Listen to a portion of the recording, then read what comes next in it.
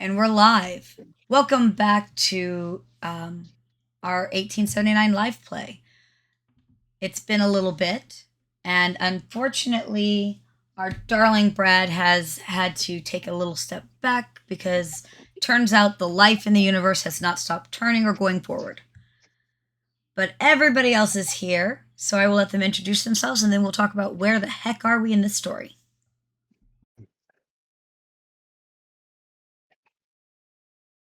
I guess I'll begin. Hi, I'm Joel. I'm one of the Earth Dawn writers, and I also write for 1879.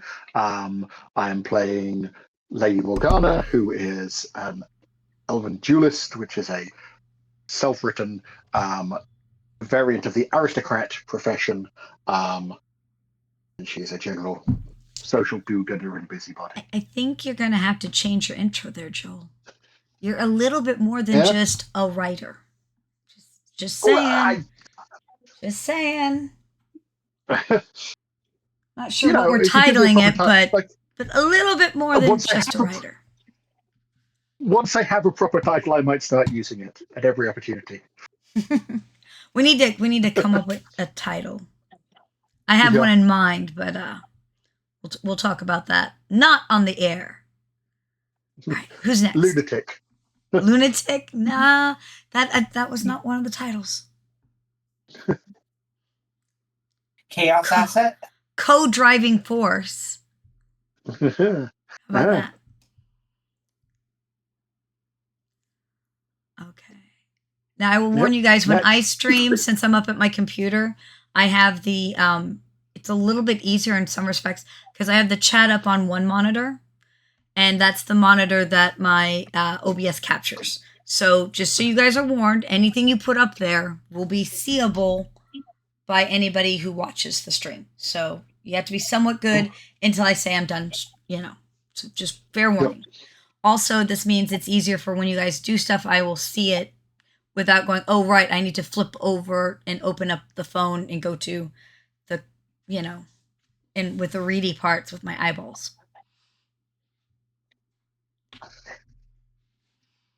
So, what about you, River? You want to go next? Sure. I am Lexi. I am just a gamer that's been friends with Sandy for a long time now. A hot minute? I play River, the elven military commander.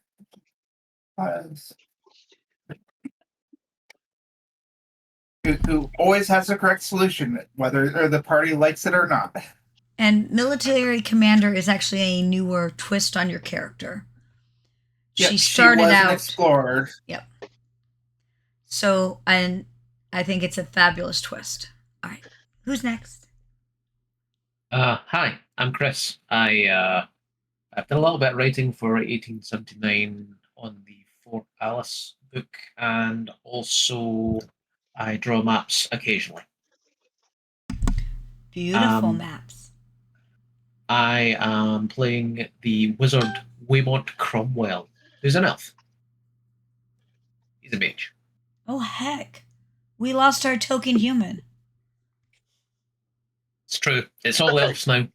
All the way down. And a token troll. But he's all the way up.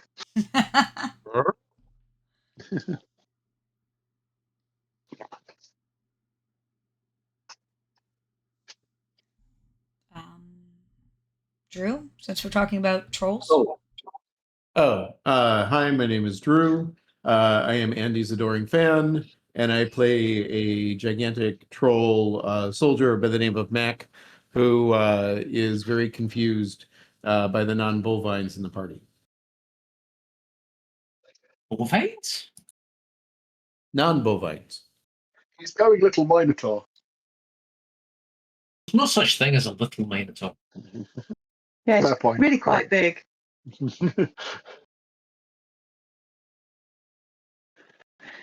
And I am Michelle. I neither write for Earth Dawn nor 1879, but I do play games. And I play August. He's an elf, and an investigator, because that's a, profession class in 1879.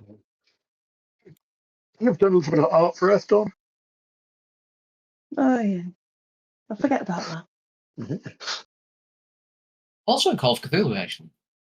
In fact, one might say it's the only class in Call of Cthulhu. And it's the one you should play because that's the one that Cthulhu can eat 1d6 of every round. Yeah. I'm not an investigator. I'm a mercenary. So, in the background, this is why I was late. That is adorable, and that German Shepherd is an angel. She's being an angel. Because that is the army of evil. Oh, Yeah. dude, they pull on her tail here, and they Yeah. like one of them came up and literally was like trying to pull on her foot by the nail because that's all it could get in its mouth. But look how good she's being. We are not trying to chase them. We are not trying to grab them. We're being a good girl. Very proud of her. Yeah. All right. Okay. Sorry, go ahead.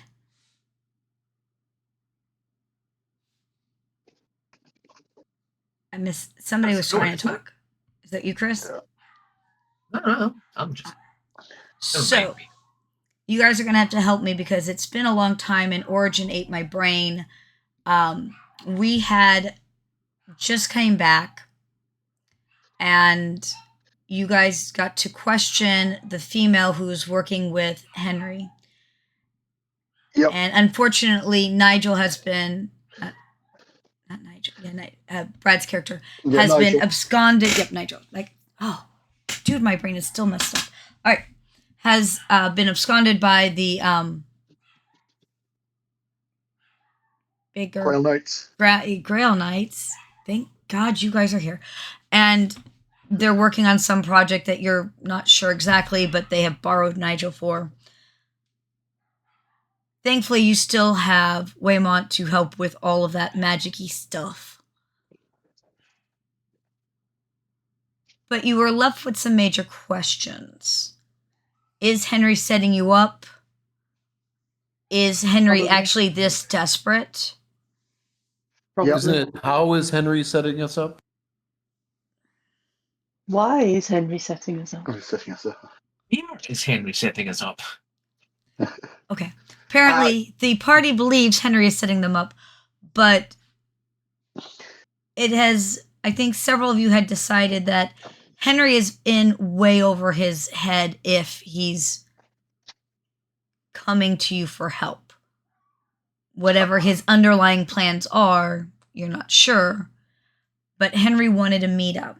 But there was a broker who I believe someone, Miss River, left a card with. And oh, yes, Miss River, you're going to get contacted. Morgana had taken his detail after his card on the grounds. He seemed a useful person to know. He is basically a broker, a negotiator, and he's well known for being upfront and honest, and he expects everyone to play by the same rules. And you guys had worked out a deal which basically meant you guys couldn't start, basically a don't start none. But Henry also has to follow the same rules. And it was also in the spirit of, as well as the exact wording, which was put into the contract you signed. So you were just waiting the day or so to have the meetup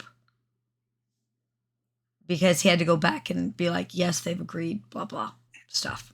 So you had a day or so to plan, think things over, do some sort of side thing, whatever it was that makes you guys happy.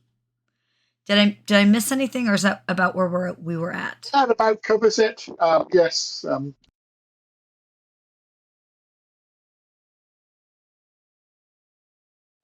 We'd probably be going around making friends with all the strays and the crows.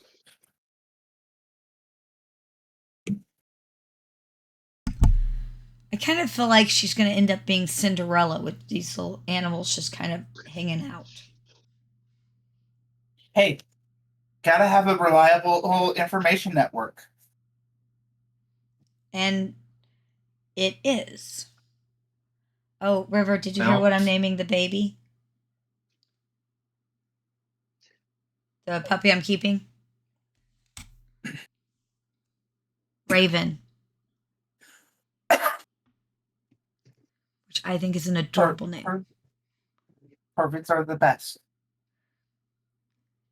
Karatsu. All right. So, is there anything you guys are up to that I should know about in particular? Anna and August had dinner. I've sent you some notes about that because stuff may have happened. I did Well, see who that. knows? Yep. We'll see how that plays out in the thing. Anybody else up to anything I should know about? It's the usual ongoing research into the increasing darkness, etc. Yeah, and Since we disappeared, but that's just ongoing in the background. It's so River Cinderella, and you're the crazy guy on most shows that has all of the, string all over the room with all the things on the walls. Yep. I believe there's a meme for that. Yeah. And Mac was going to spend some time with the Fey Mice.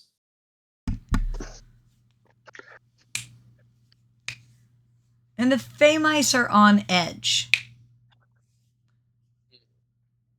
You can't really put your finger on it, but they're just a little more jittery than usual.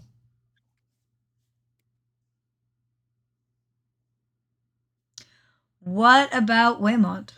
What's Waymont up to?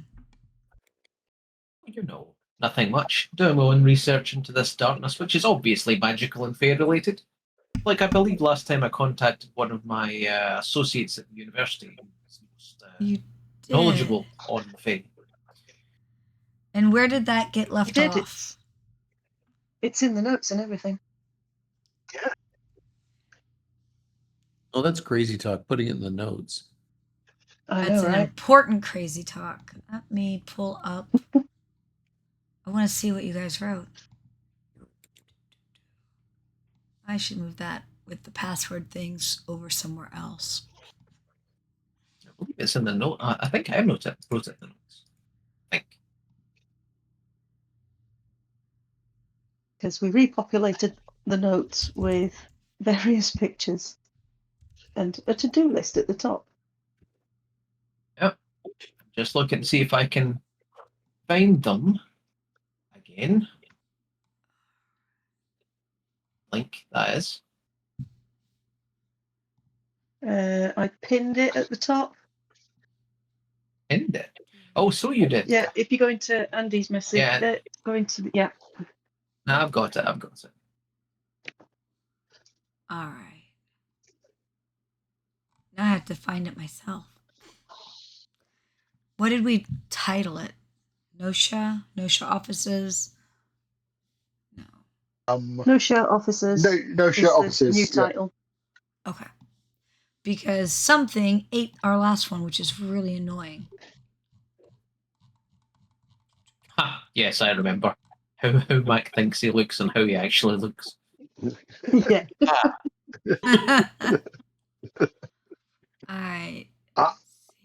Let's be clear now. Mac is guarding the outside of any building we ever enter because he can't fit through most doorways. Yes. Okay. Actually, Mac is more likely to notice after the fact that he's made a larger doorway. So Waymont has not met with him yet. Waymont was just trying to get it set up. Well, I believe he. I thought we met. Lunch. Yeah. Okay, so I gotta find. Come back. Actually, I have it spoiled for that link if people are missing it. Well, I'm in the notes. I just am looking for that. that specific part. I'm gonna add it now. Okay, I remember part of the conversation being that the idea that linearly that the Unseelie Court was evil and the Sealy court was good was pointed out that not quite so linear, and that you have to keep in mind, whereas a lot of people think of Fae in the more Celtic terms, that's not the wholeness of it, if that makes sense.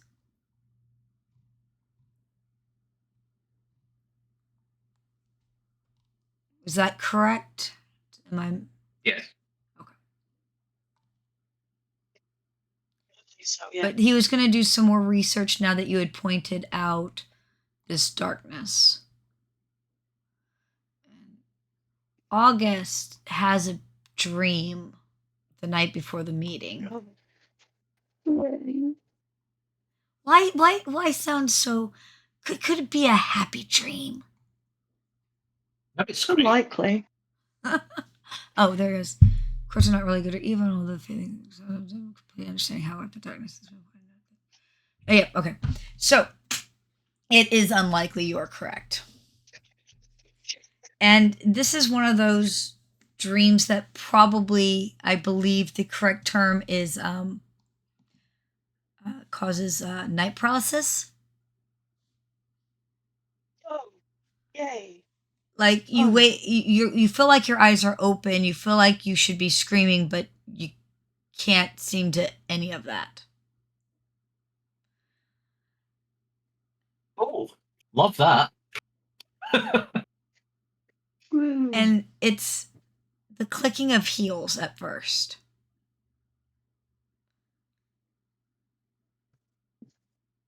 Clicking of someone very polished and walking in heels. And it rings just a little bit louder with every step. And you know it's right behind you. And part of you just wants to run. And as it gets closer, there's a chill. And it feels like the reason you can't run is because you're just almost frozen in place.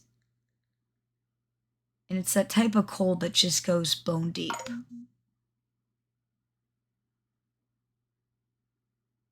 And again, you just want to run. You want to scream. You want to run from this entity. And I'm not sure how August is going to feel, but it's like the breath is just right behind his ear. In a certain situation, it would be a lot more pleasant of a situation, if that makes sense. But I don't feel like it, with this, it's pleasant for August. And there's a whisper that simply says,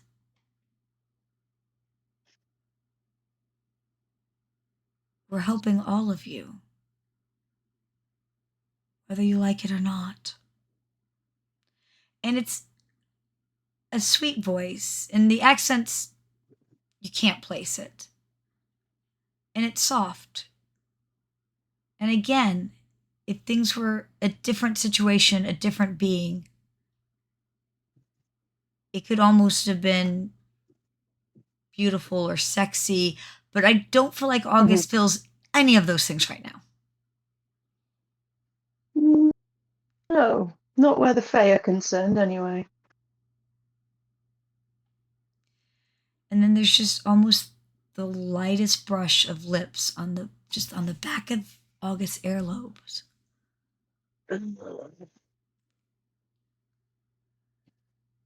Sleep well, young prince.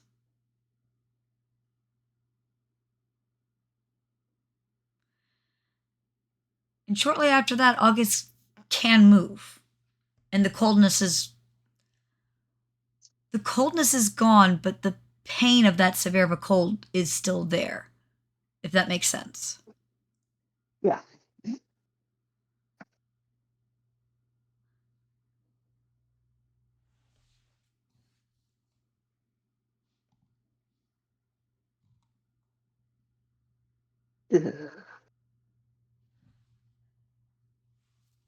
What's August doing? Not fun. How is that not fun? August, you're like a center stage, darling. I'm helping. It's the best kind of fun. For you guys, maybe, yeah. I take it August is not happy? No. No, that was creepy and all kinds of wrong. Yeah, it might be a little creepy. just a tiny bit creepy. And, yeah, just a bit. And he doesn't get on with Faye at the best of times, so, And they suck. the life out of you, yeah. Two.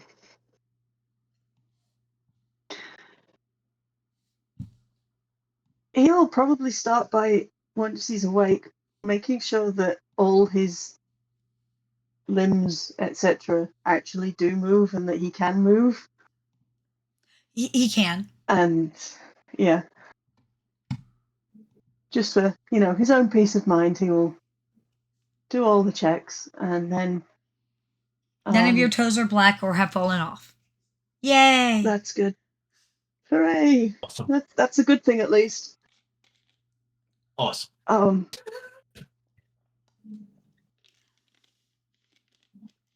And then he will, because he's currently still staying in the Ritz, I believe, because Morgana's still paying for his room there for the moment.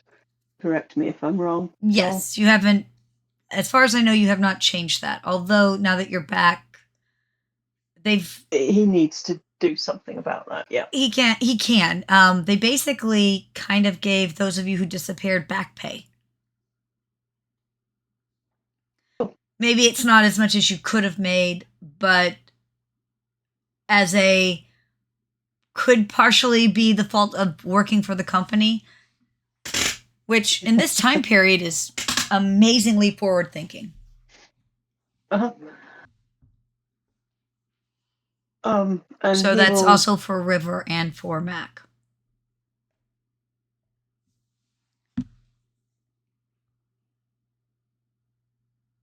So he will then go and basically splash. What time of day is it? You were asleep, so probably 2, 3 in the morning. Okay. He will probably go and throw some water at his face in the bathroom and then go in search of some sort of alcoholic beverage. I mean, you're a good man. You probably have a bottle somewhere in the room. Just in case. Nightcap. Good for digestion. Mm-hmm.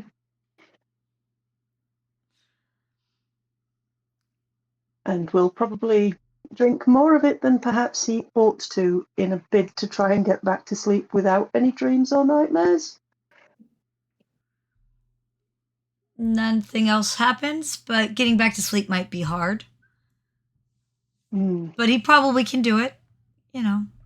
Have a couple, 3 more of those for digestion. And yeah.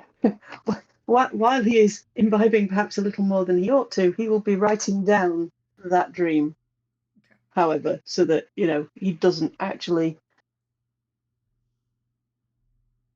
box it away in his mind and quote unquote forget about it, if you get me. Yep.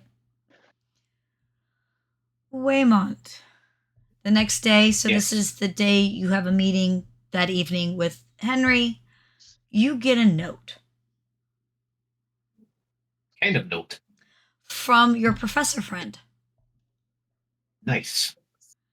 And he basically says, I got this message from a lady, and I thought she was a crackpot. So I threw it in the file of, well, that's crazy. But occasionally, sometimes crazy turns out not to be so crazy. Okay. The note said that the darkness was coming and we should stop it. But at the time, I mean, that didn't make any sense to me, so but I've decided to send her calling card with this message because mayhaps she wasn't a crackpot after all. I mean, she still might be, but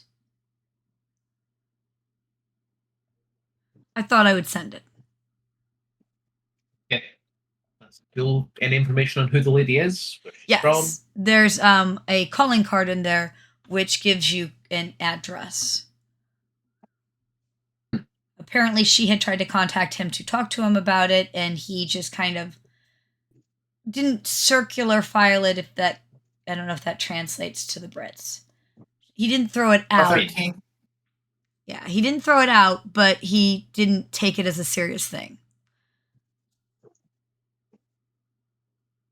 By the way, yes, his office looks like he's a hoarder. I'm just, I mean, yeah. Occasionally, weirdly, something that you thought was silly, especially in such a newer academia, isn't as silly. So he has literally sent you the calling card as well. Fair. Well, I'll probably take this to everybody else. I'm not going to visit this lady on my own. It's London. Weird things happen. Like, I could walk in there and she could spontaneously combust, and then suddenly I would be arrested for blowing someone up. Well, or you could catch on fire. I mean, fire does spread. I mean, that is also possible. But I'm just saying that it's not. Whilst several years ago I would have considered this to be outside the realms of possibility, it is no longer that. Seen some weird stuff. If you get me. All right. So, what are you guys doing?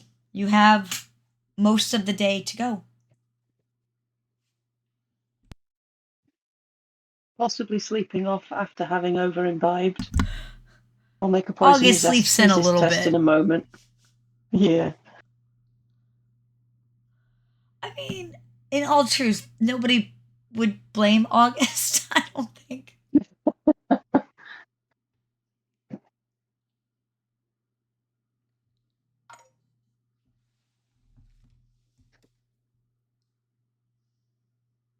What's poison resist come off?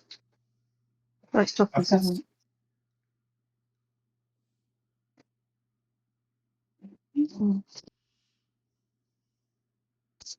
He's so tough and manly. 10.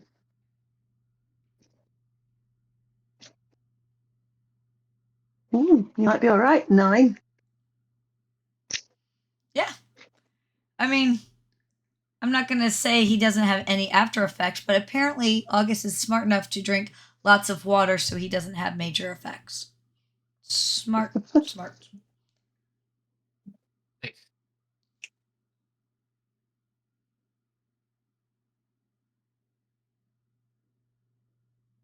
So what are you guys doing? You meeting up? Yeah. What are you doing? Like to meet up with everyone? Is everyone okay with meeting up? Do you want to meet up? Yeah. Oh, you are muted, by the way. That would explain a lot. Yeah, meeting up sounds good.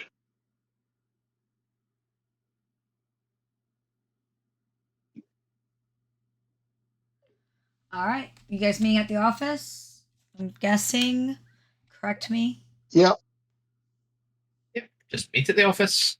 I'll present the note to everybody and say, so, ladies, gentlemen, it appears that the professor that I've been speaking to has received a note from a lady who claims to know something about this darkness. And just as a point of order, he got that a while ago. He just didn't think it was anything until after he talked to you and it triggered the maybe it is. Yes, I'll make sure they're aware.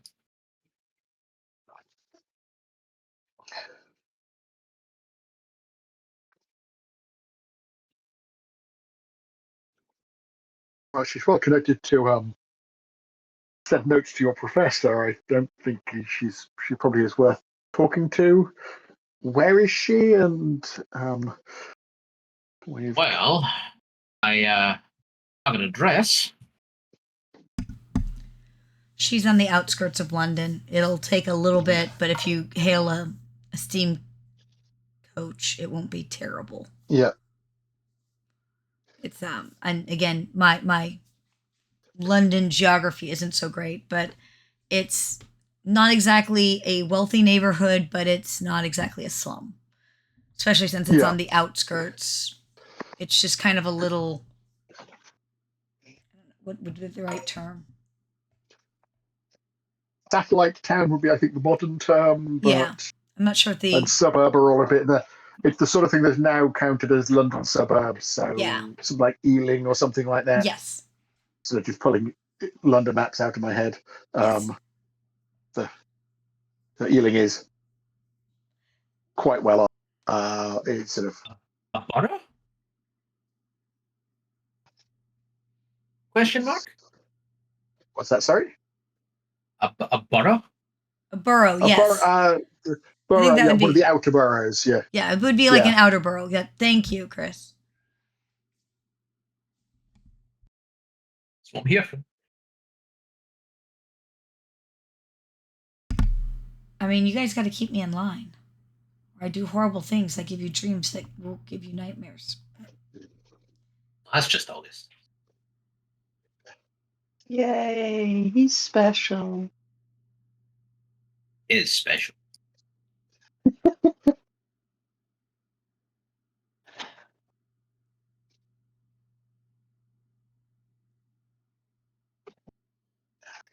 London map and going, what's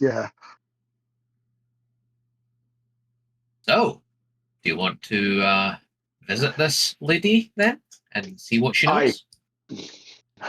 That would seem reasonable. I mean, it's better than sitting around doing nothing, waiting for the end. You know. Yeah, that doesn't seem a bad one. Yes, let's go and talk to her. Okay. So we go. You guys hail a steam coach and you head out. And again, it's a borough. It's not a wealthy one. Very kind of lower middle class. If one had to define it.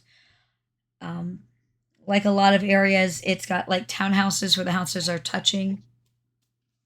Mm-hmm. And her door is painted much brighter than like. And part of this is actually, I think, more normal than I think Americans realize. But, things like painting in bright, cheerful colors because the area could be seen as somewhat gray and cloudy as a whole. But her door isn't painted a solid color. It's painted almost a sky blue with what looks like someone has tried to put clouds and possibly even a little sunny yellow sun in the one top corner. Which is definitely unique in the area because everybody else, some of them have more like a blue door or even a green door, which green paint was actually pretty expensive back then. But they're usually a solid color.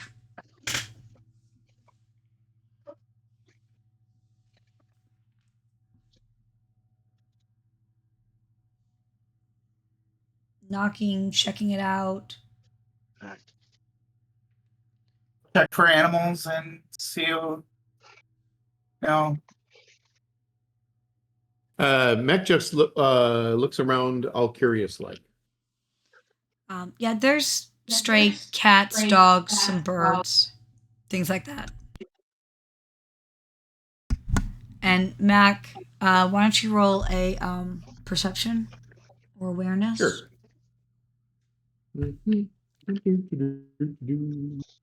That would require that I look up on my sheet and see what that is, though. I mean, you could just skip it. I got a 7. A 7? Yeah, it's a fairly quiet.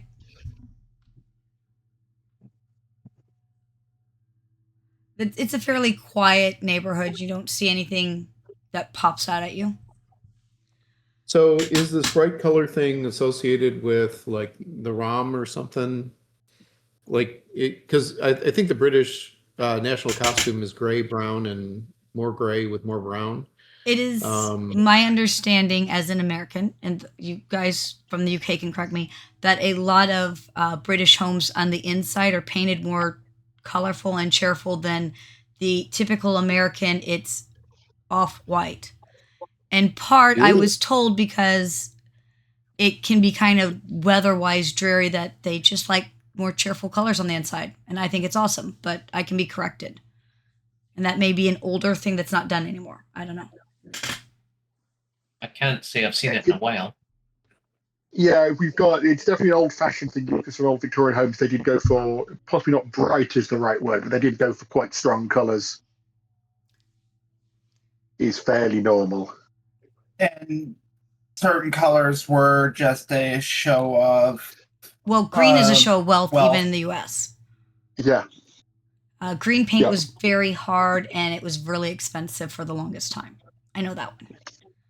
Because of one of the American presidents. They had a house near St. Louis that you can go to because it's historical right now. And they said that people didn't like the green color of it, and they're like, we don't change that because that's the actual color. And they go into how the paint was actually expensive, so it was a show of wealth, even though the house wasn't necessarily what you would think of as a wealthy home, but it was a way to make it more, it was a thing. And don't lick it because of arsenic. That is arsenic was popular for a lot of stuff. But there's also lead. So don't lick any of the paints anywhere for everybody. No paint licking. That's bad. Arsenic was green, lead was white. Yeah, I think that's just good as a regular rule. Don't drink paint. Don't drink paint. And red for mercury. But yes, green was arsenic and it was expensive, and yes, and lead was So,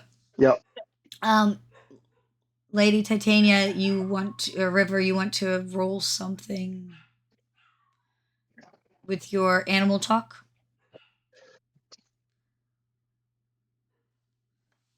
I'm going to decide what type of animal you reached. What's nearby? You know what? I'm going to go with you get a raven just because I'm super pleased that I picked a name for the baby. All right, you have a raven. They're pretty bright. Roll to see how well your conversation, a connection-y type of thing goes. Because I know you have a thing for that. And I like shiny clicky clacks. Well.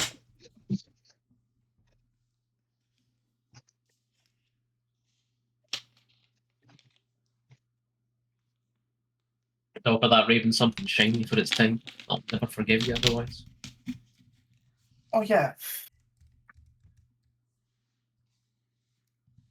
Were peanuts readily available in Victorian era for England?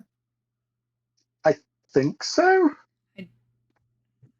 Maybe, but last time I checked, peanuts weren't very shiny. Yes, but they're very tasty, and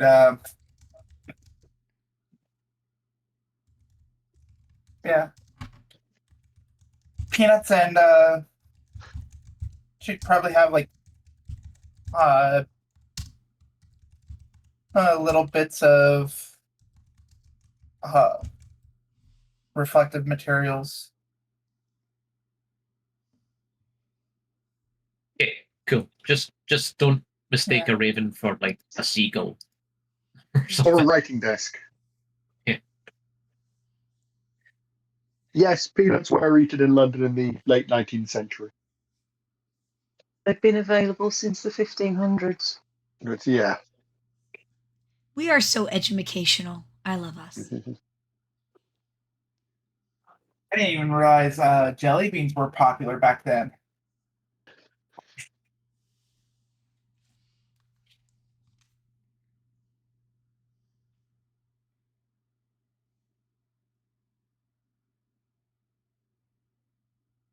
Thanks, Drew. You're both cool. Because that's not at all creepy. I at least said classic art. I love the art, though. This is the best thing about having this as a background for like on YouTube. They can now also enjoy the art.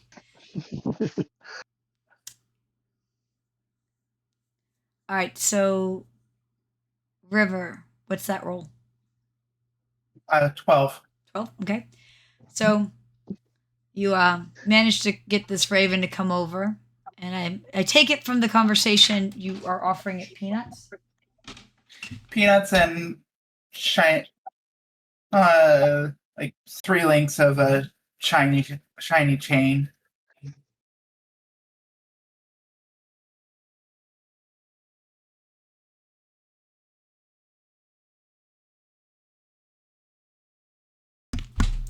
So the raven takes the peanut. Well, aren't you an unusual one?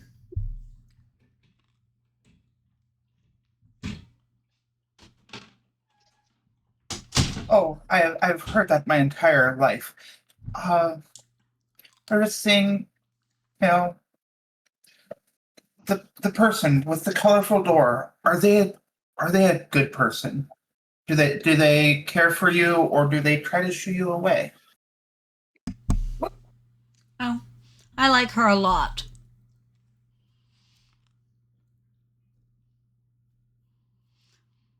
Honestly, I think she was one of us once. Maybe you were too. I mean, how else can you talk this well? Lots of practice. Hmm. I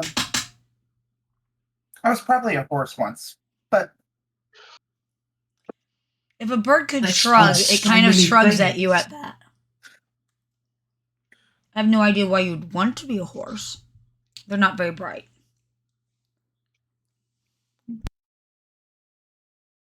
crafty at both ends and dangerous in the middle. That's ponies. Ponies. I was just wanting to make sure that the person I was coming to visit was a good and nice person. Are you nice? I try to be. If you're not nice to my friend, I will find out. And I'll tell the others.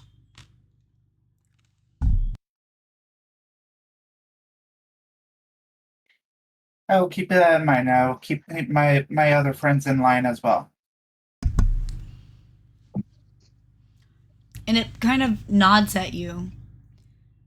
And the rest of you can't really hear the conversation other than this raven is kind of squawking at River. And it seems to be nodding at her, and then it kind of eyeballs the rest of you. And looks back over at River. You're not here for trouble, are you?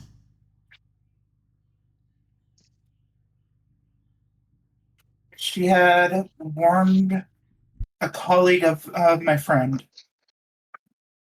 of the encroaching darkness. And yet no one took her seriously. Unfortunately, a few of us that do take this seriously, including the friend that was colleagues with the one untold. We were missing for a year and a day.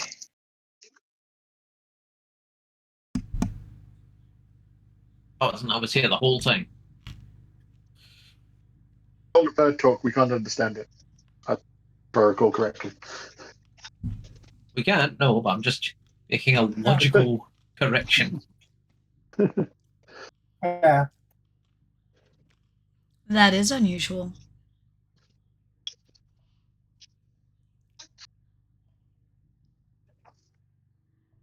Lee might want to hear from you. And he literally, she, I don't know that you checked, flies over to the door and like knocks on it by pecking.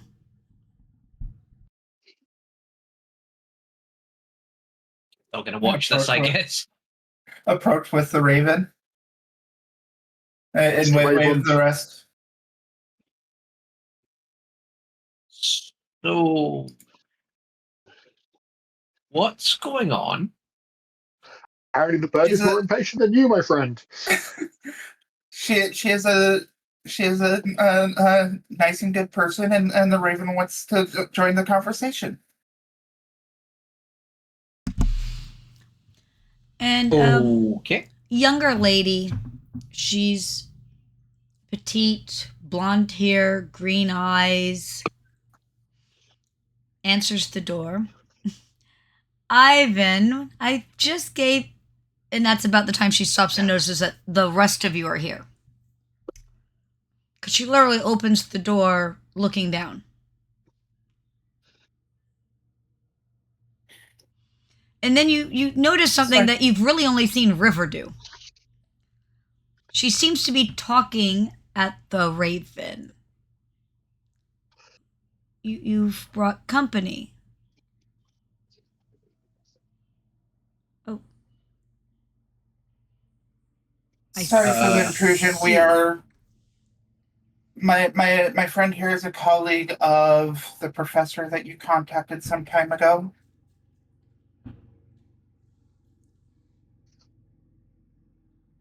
That's right. Professor name I can't remember.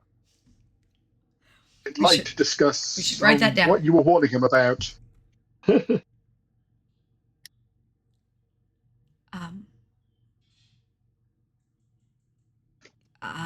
She kind of steps back and I guess come in. I'll put on the kettle. And the Raven absolutely hops about 3 times and then takes off and perches on a coat rack in the room. I always thought busts of palace were more traditional, but hey.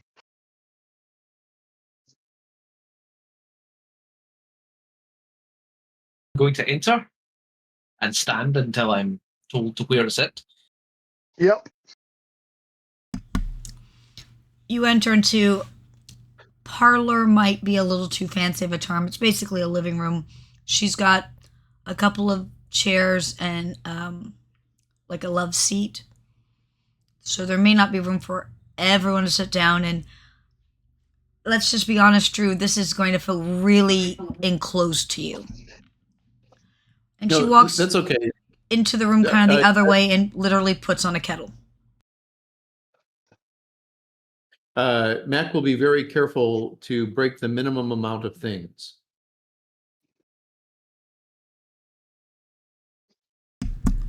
Which is slightly harder than you would think, as there's pieces of string and shiny baubles kind of hanging all around the room, especially like crystals that catch the light. Waymont will just look around and say, okay.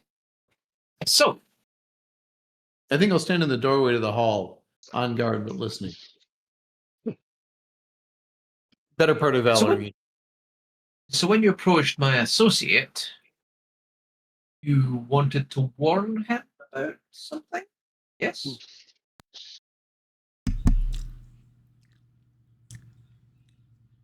She comes back and it's going to take a minute for the kettle.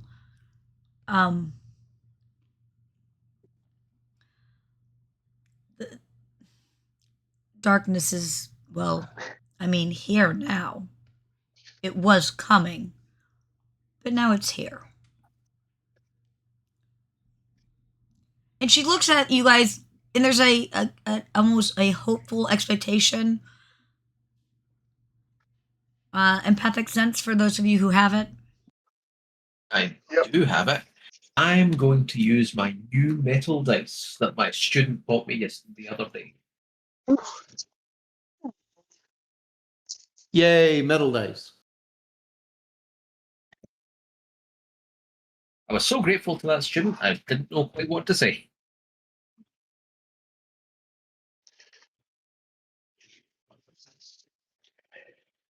Remember, it costs a strain.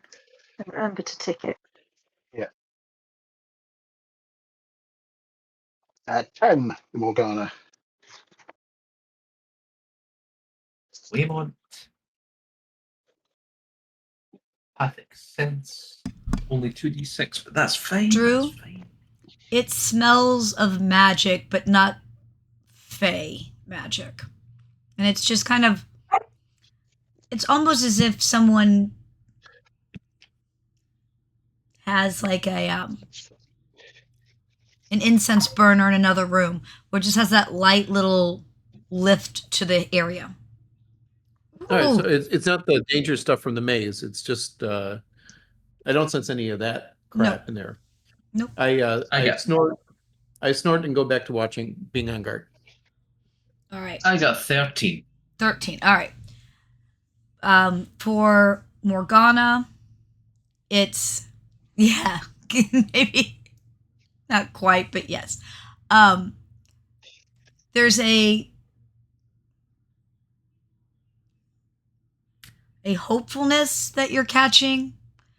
For Waymont, there's an underlying fear to that hopefulness, which I believe he would understand as a don't treat me like I'm crazy, if that makes sense. That's the underlying gist you get. For August,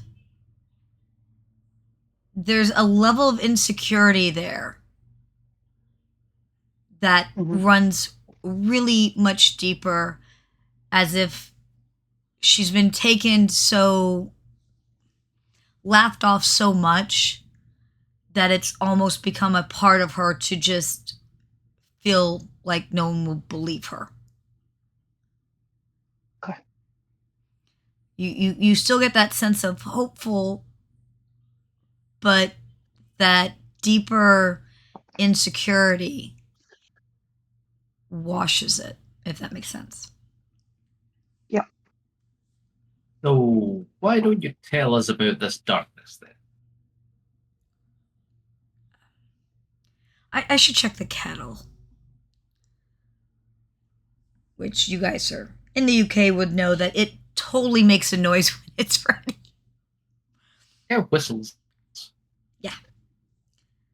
But she kind of goes off to the other room, and it's obviously a nervous energy type of thing, and comes back with some biscuits on a plate that she's tried to arrange artfully, but this is the whole, I have Ritz crackers. I put them in a circle. Like, the attempt has been made, but she doesn't have anything fancy and didn't expect company type of thing. And puts it is quite all right. I know we are putting you out. The kettle's not ready yet. Suddenly showing up. The kettle's not quite ready yet. Biscuit? Okay. Yes, thank you. We are trying to find a way to stop this darkness. So anything you can know would be helpful. So you don't think I'm just a crazy lady who should find a nice husband and get married and put away my obvious childishness? And Waymont looks around at the crystals in the room and the little bits in the raven on the countertop, and looks at Mac and goes, "Nope." Nothing could be further from what we want. River, I need you to roll me that speak with animal again.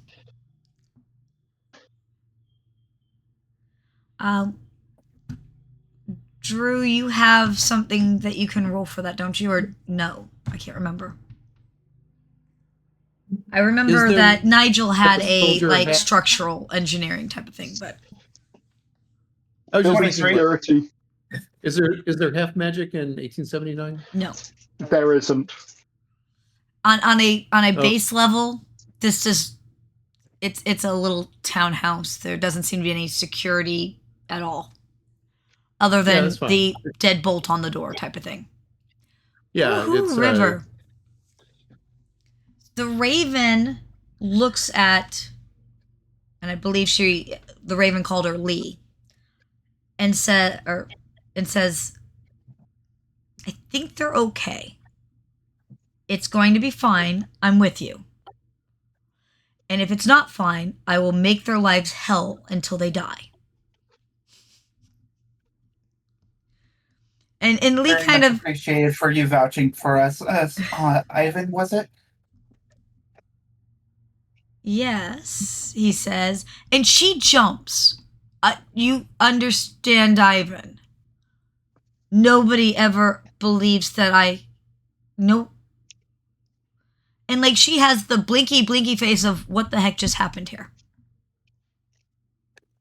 At which point, I will do the thing that I put in the chat. Pulls out the notebook and asks, "Why don't we compare notes?" And yeah, she does. She almost. It's not quite a faint, but it's that kind of sudden, almost relax of everything going on around her at the moment into a chair. Yeah. But she's still looking at River. You understand Ivan. And the crow is literally nodding his head for the rest, or sorry, Raven. The Raven is nodding his head for the rest of you. And you know that she understands, and she's looking at the rest of you guys, like, and you know that about her. I'll admit to having found it strange at first, but it's proved incredibly useful on a number of occasions. And you don't think she's mad? Magic is real. They've seen Stranger Things. not because of that. more my propensity to have the final solution for things. She does not catch the meaning, which is probably good.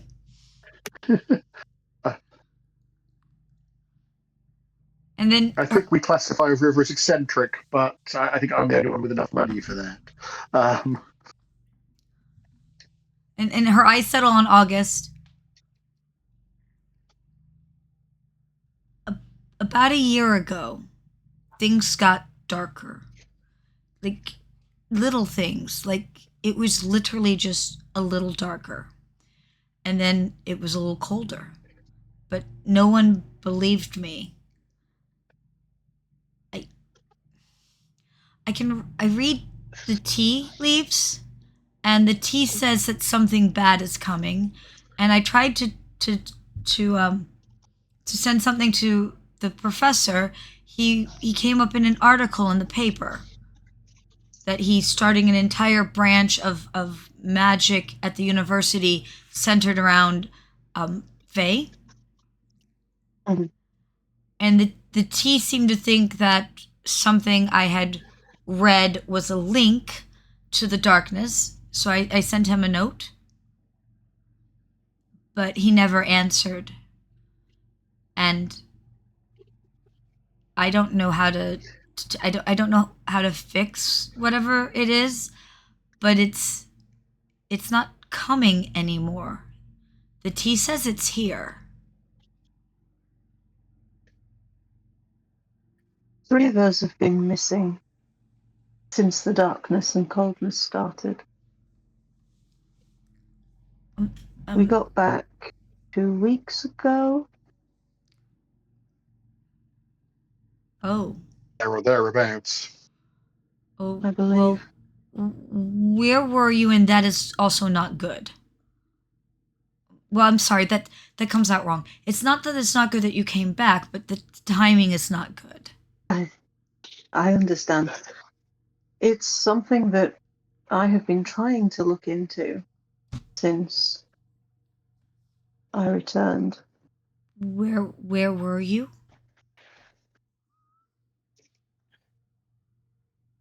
If I could put it in words, I would. But as I was saying to my companions yesterday or a couple of days ago, all I remember is fear. But you said 3 of you were missing. Were all Fighting. 3 of you in the same place? I don't know. I don't. Yes, but no. Because Max spoke of mazes, and I remember fighting, leading some sort of war.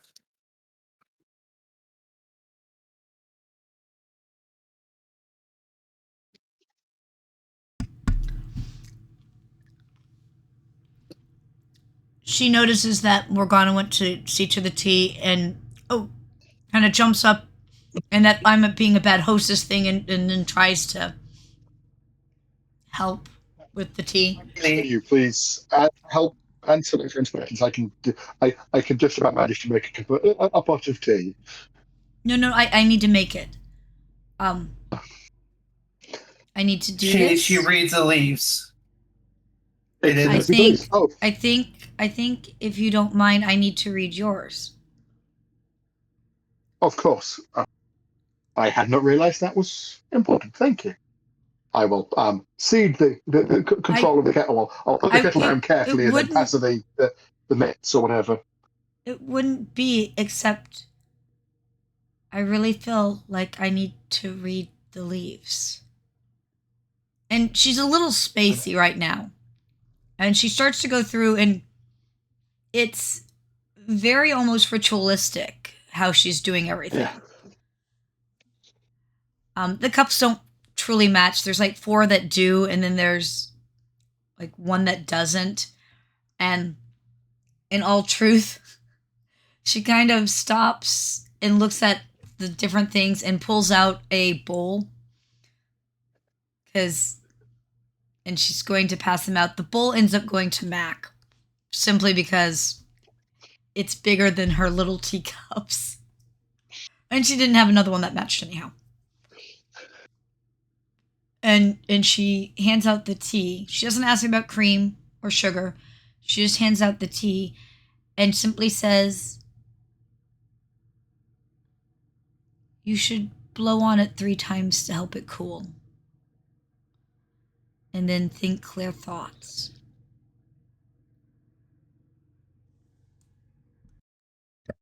Mac asks should I think about the maze? If that's what you wish me to see. I don't want you to see the maze. The maze is bad.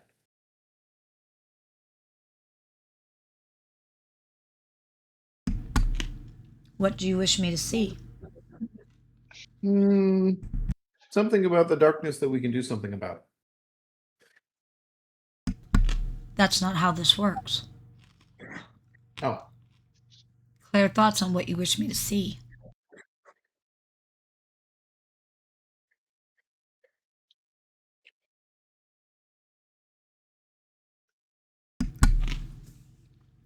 Everybody drinks their tea? Yeah. Sure. Blow on it 3 times and do as instructed and drink my tea. All right, we're going to start at the top of the list. Waymont. She'll look at you. What do you wish me to see? And she puts her hands out to take the cup from you.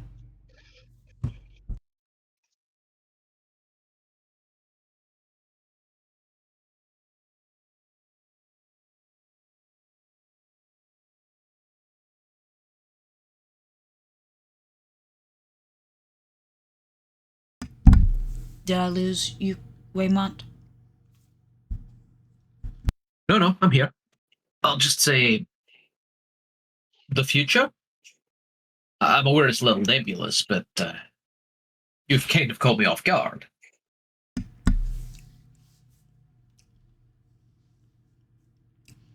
She frowns. She looks at the tea leaves.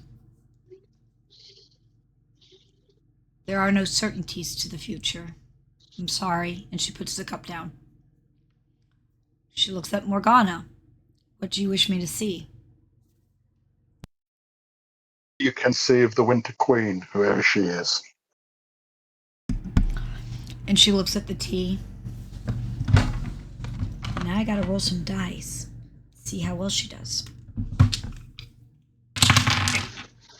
Piece of candy. Piece of candy again. Ooh. She screams and drops the cup. Sorry. And blinks. You all right? Coldness brings clarity. The clarity brings peace. The peace brings death. And then she looks at you, Waymont, and goes, no. No.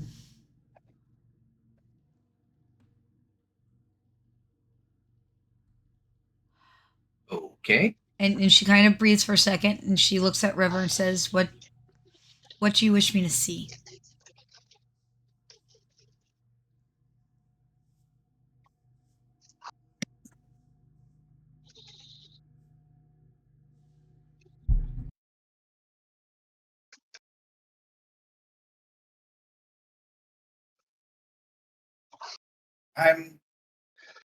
What has happened in the last year and a day?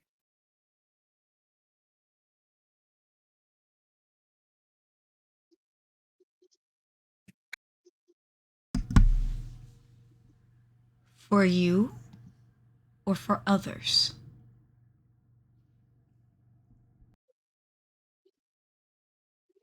For our group as a whole.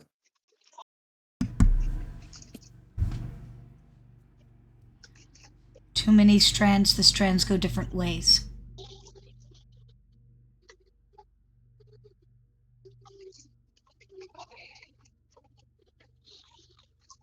And she frowns sadly.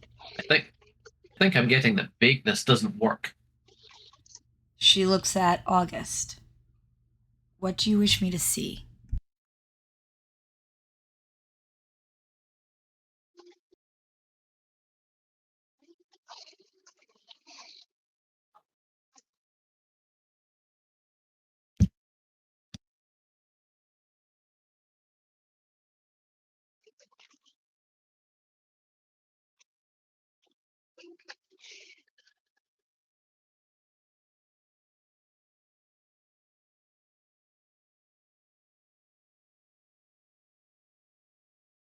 Is muted. Oh, sorry, I'd forgotten I was muted. I was beginning to worry. Where I was for a year and a day is that. Give me a second. I have to roll the dice on that one. See if we roll so well.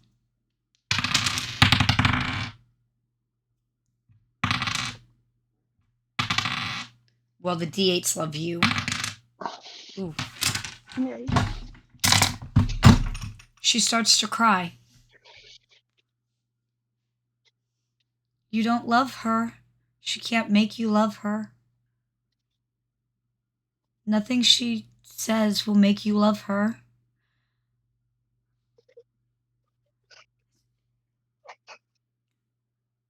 Her truth, her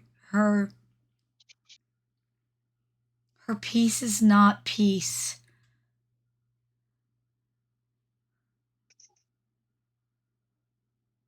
You are not her prince.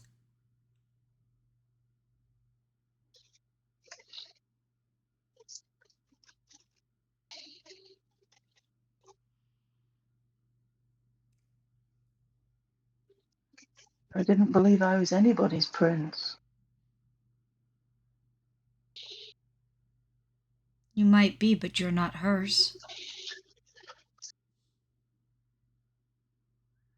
And she pulls out a handkerchief and kind of clears up the tears. Takes in a big deep breath and kind of tries to center herself. And she looks at Mac. And as she reaches for the bowl, what do you wish me to see?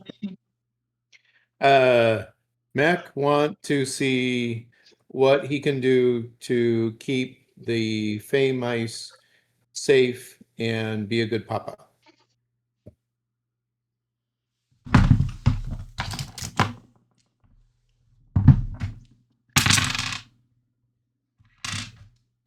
D8 really loves you guys tonight. All right. We already have.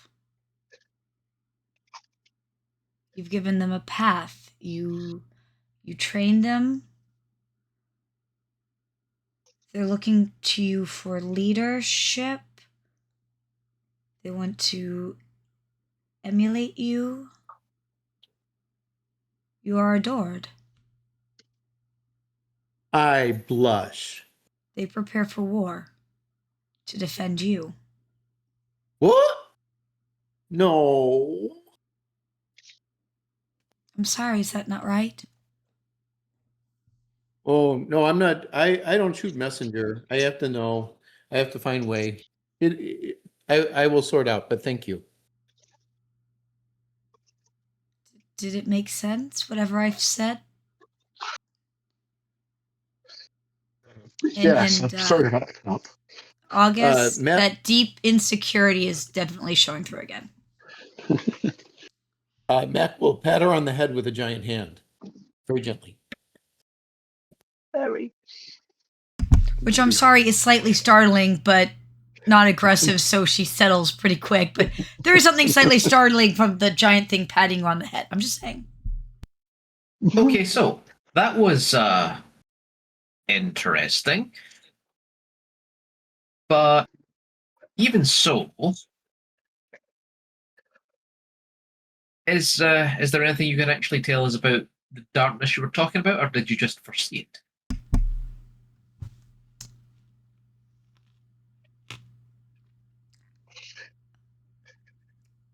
I think you brought it with. If you returned 2 weeks ago, that is when it arrived. Before it was just preparing, it was coming, it was imminent. But 2 weeks ago that changed. And then she looks at August. I think it came with you. And I think you Me know that. specifically. And she nods at you.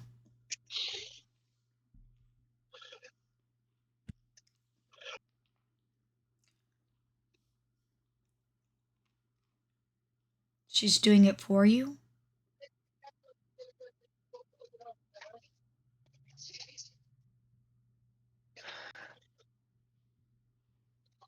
Whether we want it or not.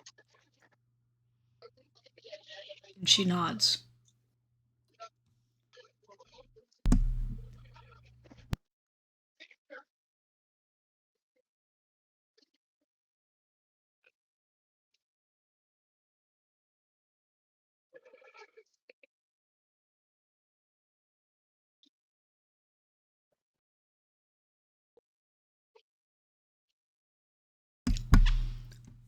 I'm sorry. I don't know that I'm much help.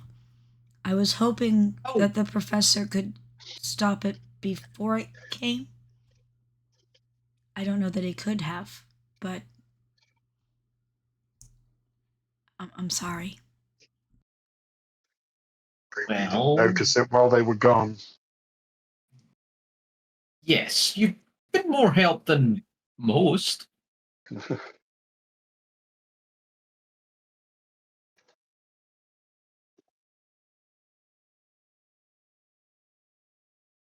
You've been very helpful. We are trying to work out how to stop this. If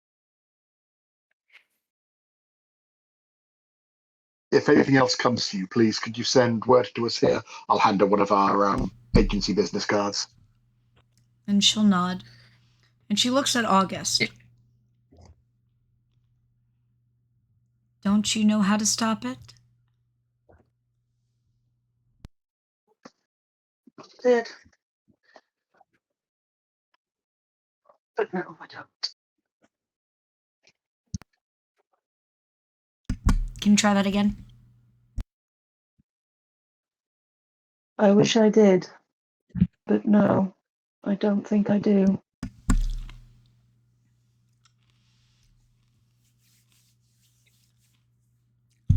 Again, Drew, she smells slightly of magic, but not Faye. Oh, August, sorry. Yeah, I mean, I don't think that will do the anything. I just Biggest thought it was problem appropriate. is that August smells like August. But you didn't really sniff August all that much beforehand, so there's been no change to what you August, I want you to picture a cow's face with the eyes looking at you with great puzzlement as they realize that they are sniffing you but hadn't sniffed you before, and they're wondering if you sniff differently, and are very confused. So that is the cow eye look on Mac's face. So wait, Do with does it as Mac you will. does Mac actually Excellent. look like a cow now? No, I look like Because myself. I think it's the Oh, right. expression is what he's going for. I see. One eye going to the shops, another coming back with change. Got it. So I understand. My astral sense, Mighty 6 did not help me at all, which is great. But thank you. Do you guys start to exit with the handing over of the card? Yes. Yeah. It was it was lovely to meet you. And yes, if you have any further insights, please do contact us. My name is Waymont Cromwell. I am the magical specialist over at our agency. And she nods, but Ivan starts up, and she seems to be. Are you sure? Oh, Well, one she'll of them. look at River, and she goes, "Ivan wishes to help. He wishes to go with you to help."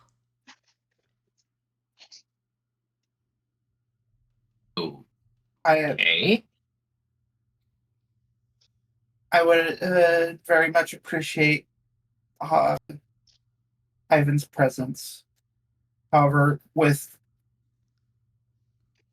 a meeting that we have tonight, I cannot in good faith bring him.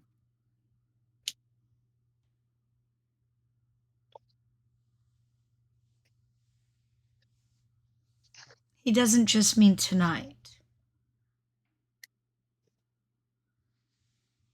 I'm sure you can work out the details amongst yourselves. I'll miss you, Ivan. I would like that.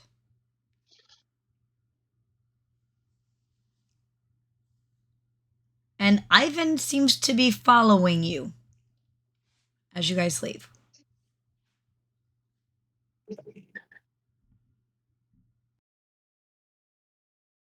Oh, good thing I have Animal Bond. Good thing somebody can talk to him.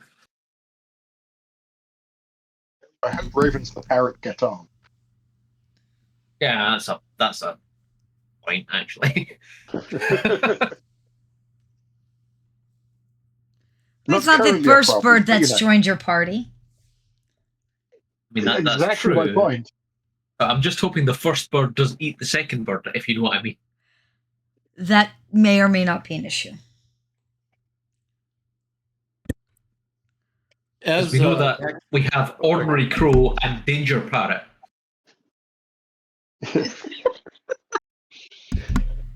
Danger parrot is awesome. Street smart raven and danger parrot. Together they fight crime. I think I would read that comic. If that comic was here, I would read it. Yeah. I'm just saying. As we're leaving, Mac would like to point out the best escape routes to the Tea Leaf Gal and make sure she knows the address of the agency to go to if something happens. She seems a little confused at you pointing out egress, but she nods and thanks you.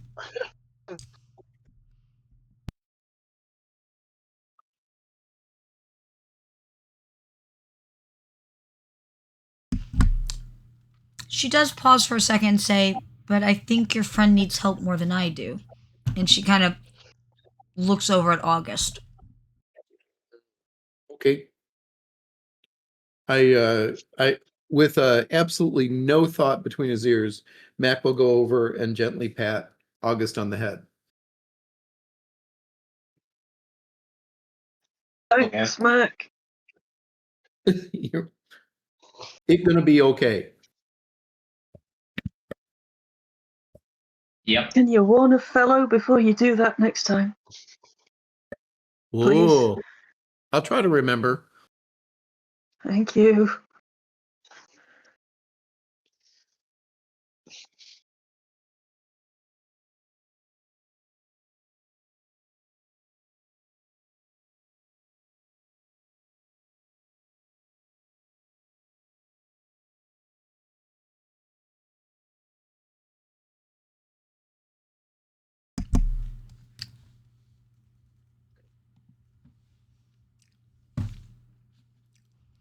Okay. Oh, sorry. One last thing. As you guys are walking out, she looks at Morgana and says, "What you sought is a truly scary and beautiful thing. I hope it doesn't make it through. For everyone's sake." But she looks very directly at August when she says that.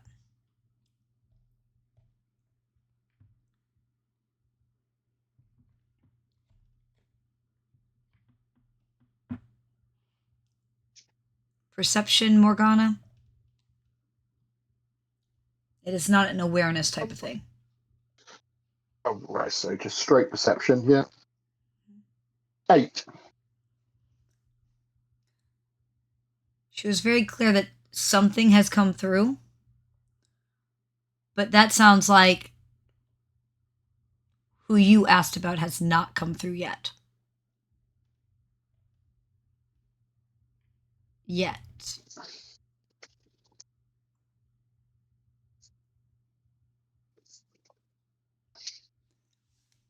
I'm sure this will all help August's dreams. Oh, yeah. Totally. 100%.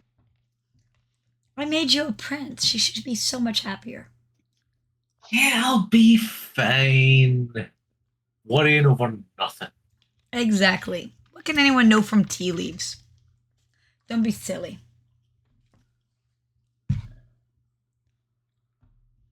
Back at the office that afternoon.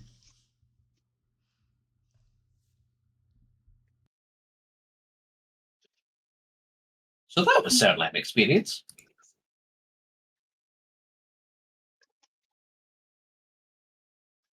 It certainly was. Oh, I'm silly getting the side feeling that question. you hold no. River, do you let the raven into the office with you? Yeah. Okay. I'm getting the feeling that you hold no truck with what we were told this afternoon, Waymont. I warned Miss Phoebe about the Raven. No, I think she was being entirely serious. I mean, it seems like she was some form of diviner, soothsayer. Medium of sorts, I guess. Nonetheless, I think we should take what she's saying quite seriously. That being said, we didn't learn an awful lot, except for the fact that, well, it seems to all be your fault, somehow. Yeah, wonderful. It gave a suggestion that August had been abducted by this Winter Queen, and he wants him back. It told us Winter Queen's shield is still up, so no one can see her. And it told her, she told us that the mice are getting ready for war because of what's going to be coming. So we can expect it to be quite. She told us something has arrived, but that the Winter Queen hasn't. So maybe what's already here is a forerunner to the Winter Queen, a servant. Possible. Wait, pause. I should Mithras? say. I need a roll from you after Morgana says that. And I'm trying to think what role would be best, but it's definitely going to be something perception based. Who do you need a roll for, sir? Me.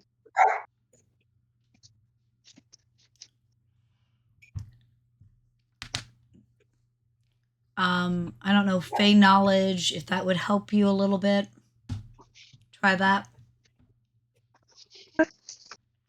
But throw a freebie karma on it. I was going to throw Next, karma on it anyway, so That's 2 does that mean karma. I get to throw a second karma? Yeah, Yep. cool. Can I Cool, roll cool. Grand's Phalor? Nope. Okay. This is something that that August may or may not remember. Bear with me because I'll have to roll my d6 twice because I've only got 2 of them currently here.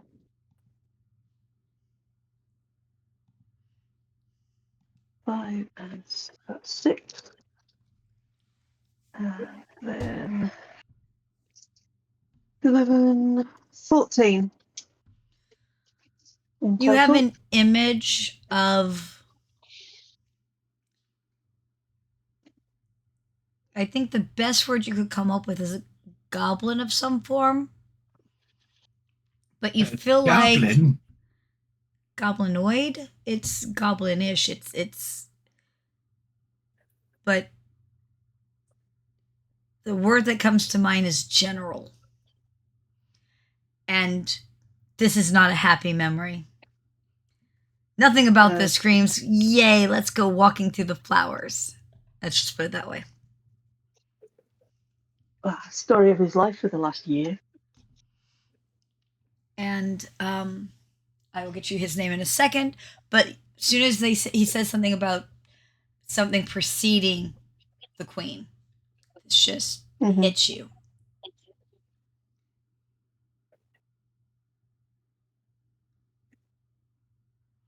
And it's very clearly a memory for you. I think it's a general that's come through. Oh, that would be good to stop. Did you remember something? And how do you know that?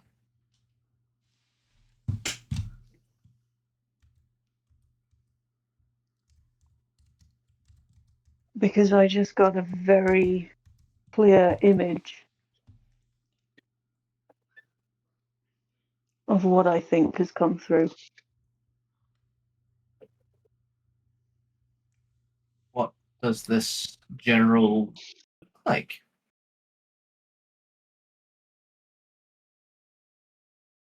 Give me a moment or 3 and I can sketch him.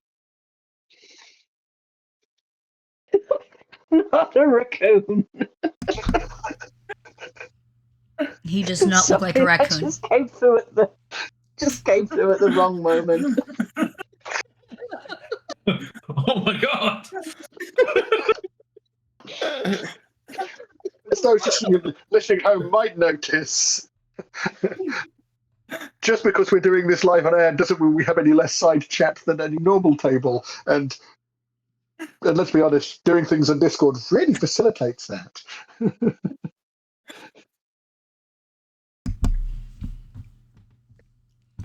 Roll me your drawing ability there, August. I was going to riff off forgery, as it were. Yes, you've done that before. Yeah, it's a sidestep, If but that was okay with the ref. Yeah.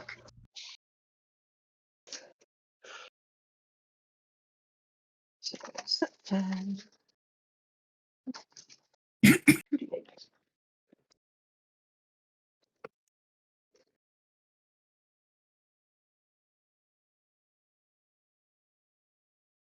7. You have a rough drawing of, and with some words you can kind of get the feel that we're talking size-wise up there, possibly even slightly bigger than Mac. But definitely much more hobgoblin looks-wise. Now, Drew, if you want to roll that grandma's stories, you can.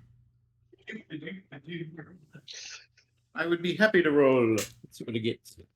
Ooh, a 6. I get to roll. And a 5 and a 3 makes 14.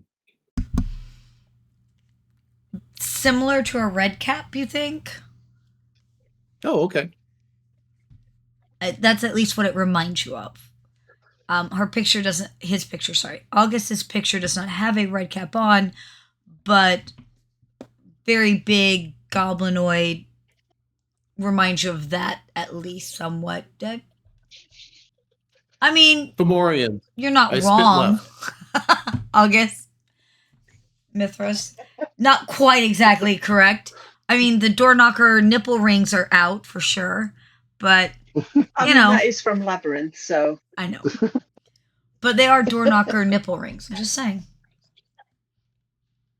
Yes, but But, as I've we never. confirmed in Expendables, nipple rings were a thing in Victorian England.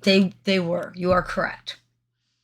They had way And more piercings and tattoos than most people think Yeah. they did. Yes.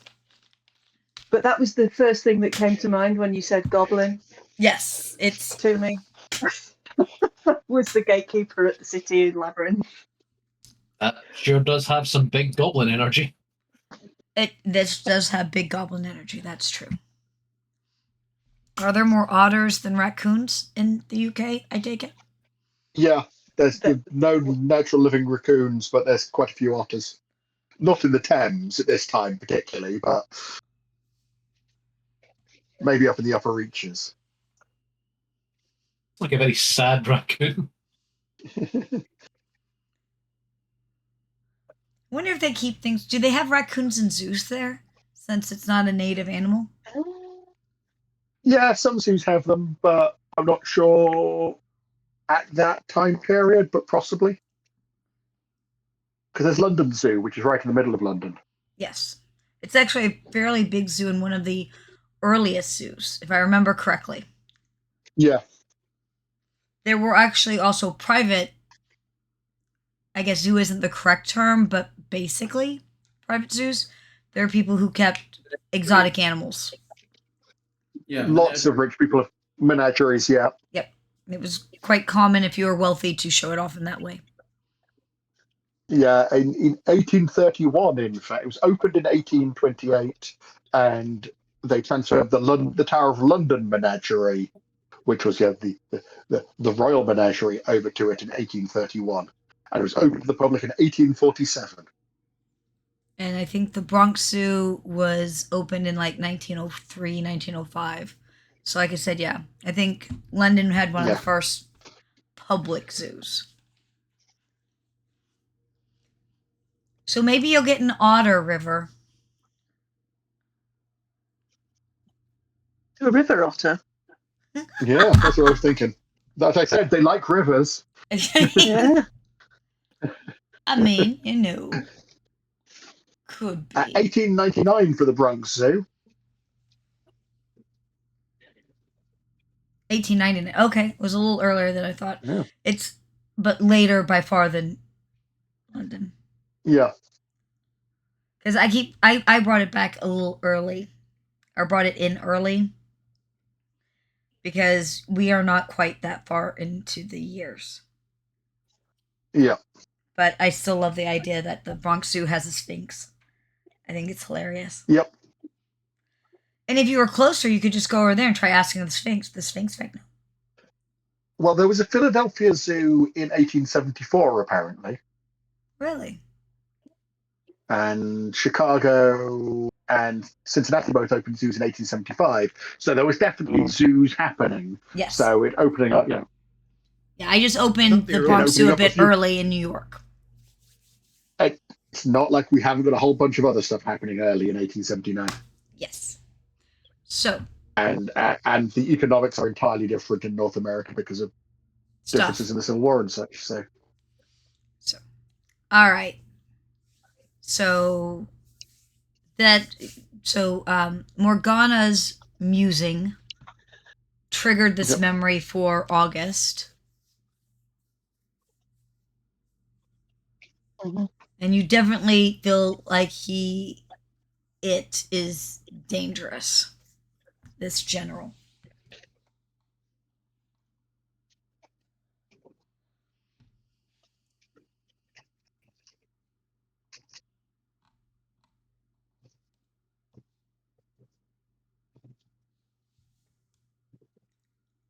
All right. Well. Waymont. I would pronounce that as Calum, but I know it's somewhat I don't know if it would be pronounced that way in more Celtic-y languages. Let me have a look. Let's see. Caelum. I'm just looking.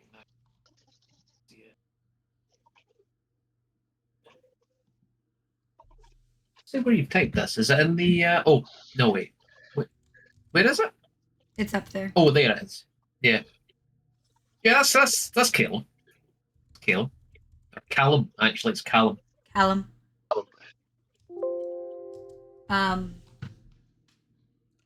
You want to roll your Fey knowledge there, Waymont?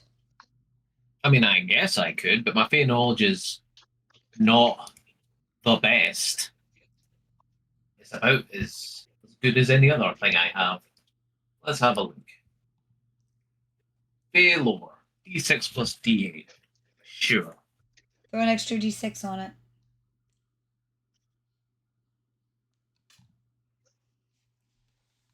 Okay.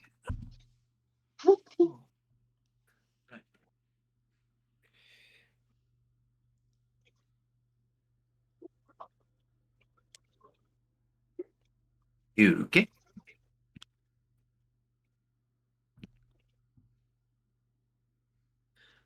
That sounds 18. Nice. Bright Bloom does not seem like a, quote, unseelie name.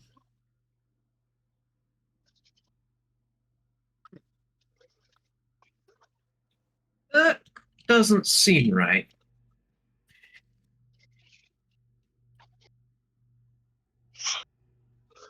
I mean, the Unseelie Fae are associated with things like winter and darkness and all that sort of thing. Bright Bloom isn't exactly the kind of name one would associate with that. Isn't that what we have just associated them with? You mean? Yes and no. I will help Waymont out with August will that. say.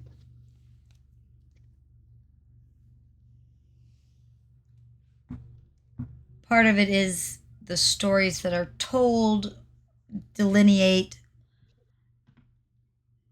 and part of it is that there is somewhat of a delineation, but maybe not as much as some people think from the stories,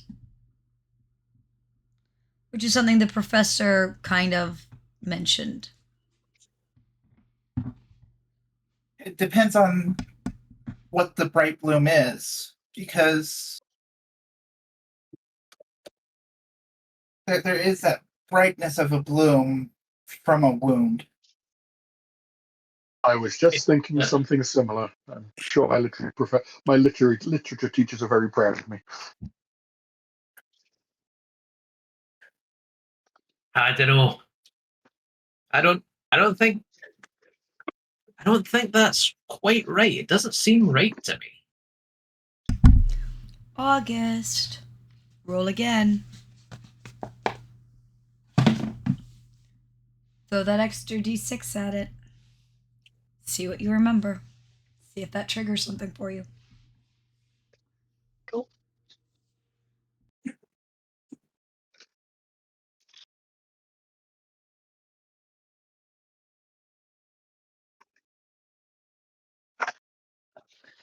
Oh dear. Okay, so that was 4 on the first lot of dice, and then 7 plus 6. 13. Roll that 6 again. 18.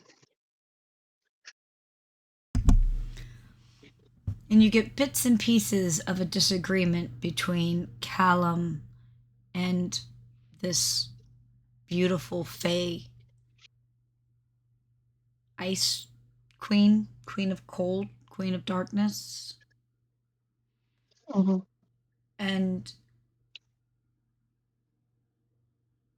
the argument has something to do with keeping things secret, keeping things hidden, keeping relationships hidden. And you feel like it's not just the relationship with you, which is strange that you're realizing that you were one of the things that had to be kept hidden, so to speak, but also their relationship has to be kept hidden.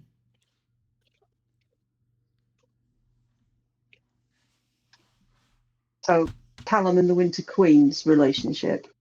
As well as August and the Winter Queens. Yeah. Okay. But by the way, suddenly that term queen isn't quite right.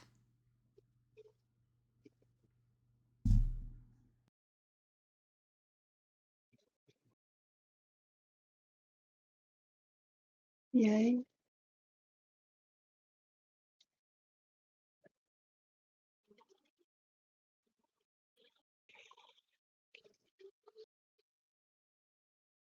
They disagreed with each other.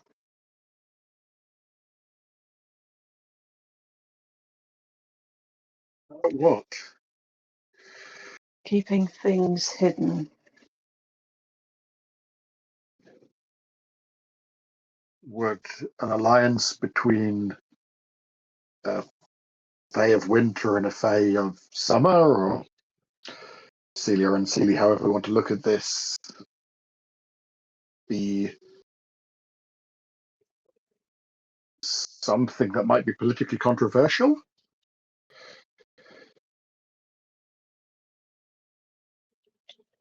I don't know. Probably.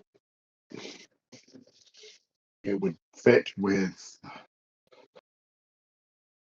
politics in our world, so I see no difference why it would be any different if they are traditionally opposing sides. Such alliances can upset traditionalists. Yeah, that's a good choice. Yeah, there was the alliance between him and I don't think she's a queen. That needed to be kept hidden. Maybe she wants to be the queen. I don't know. Queen just doesn't seem right anymore.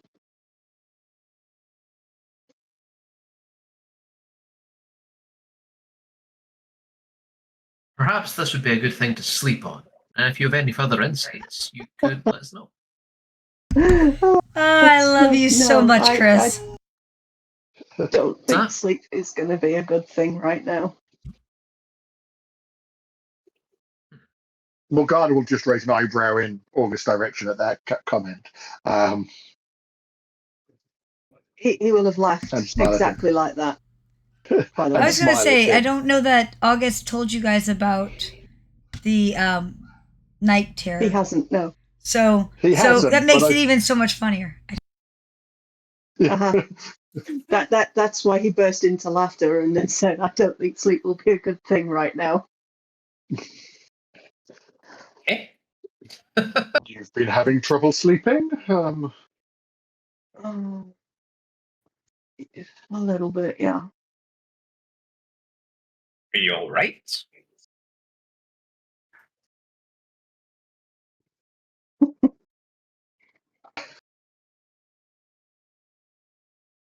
Not really. Okay. I think that's been evident for a little while. We'll place a supportive friendly hand on August's hand and give it a little squeeze. All right, August. Listen, I think perhaps we should go and have some tea and maybe you can talk about it. Because it feels to me like you need to talk about it. What I would like for is for it to all go away and stop bothering everybody. Well, naturally, but in the meantime, well, we can't do that. I think perhaps airing things out, as the Americans say, might be a good step. You appear to be remembering more when we're mentioning stuff, touching on things. Not just then. Uh, nightmares or something worse? Well, I think they start as nightmares.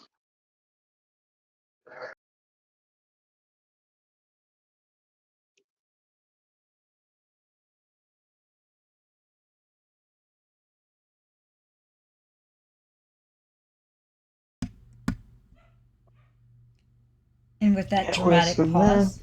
Oh, sorry, go ahead.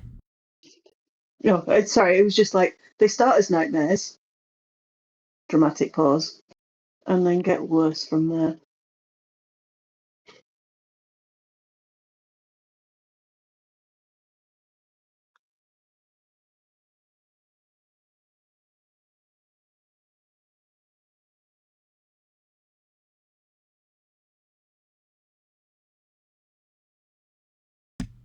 August, are you ready to talk about this stuff, or do you not want to?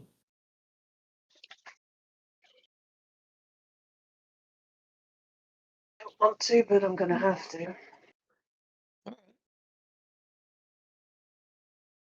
So tell us. We will get you tea and what, crumpets, cookies? What do you want? From the sounds of things, I think we should upgrade this from tea to a stiff drink. Excellent idea. So not too much. We're talking to Henry this evening.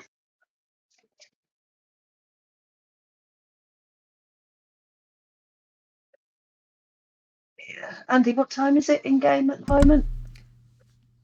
I would say early mid-afternoon, 2, 3 in the afternoon. You guys met late morning, probably went over. I mean, a little bit of travel time, but I'd say yeah, mid-afternoonish. You still And what time have. are we meeting? I believe it was 8 p.m. And have we scoped out the joint? So we've done like our safety prep check stuff? Or did we not do that last time?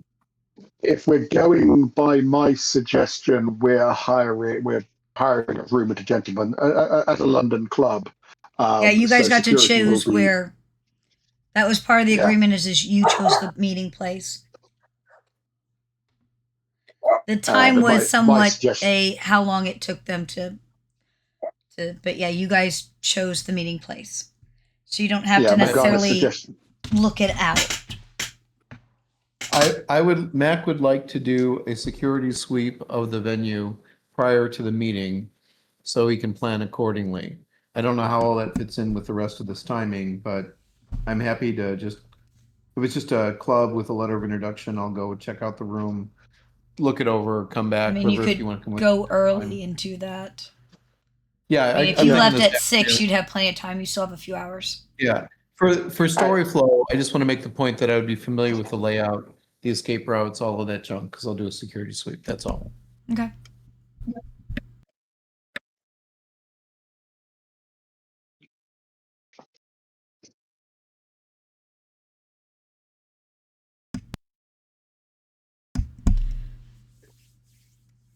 All right. So, stiff drink, tea, separate ways until Henry. What are we doing? Stiff drink and some discussion, I think, and then turning our attentions to Henry. Okay. So, Because the you more we guys. know about this, the more we have the advantage over him. I mean, Miss Price definitely will bring in a bottle for a stiff drink and leave you guys the room. Or you could go to a pub, whatever makes the comfort level good for August. Pub will be a little too public in that ironic kind of way. So you guys are in, you're very used to and very comfortable meeting room at the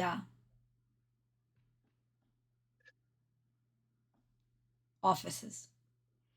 This Price brings in, a nice tumbler and some glasses and gives you guys your privacy.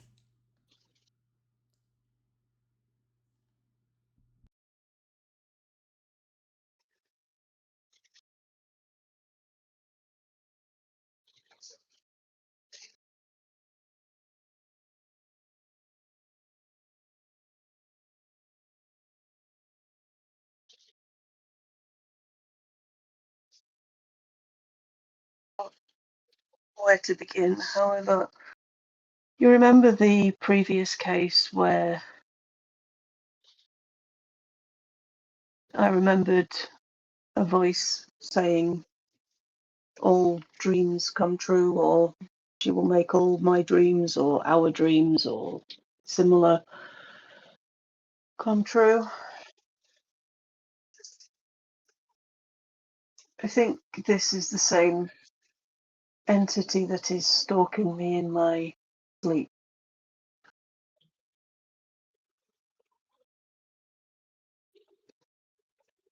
Because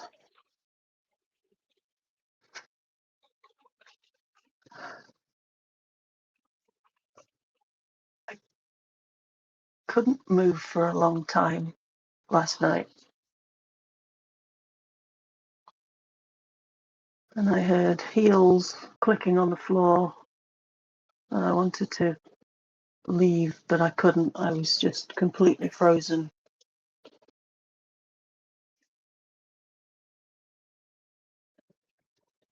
And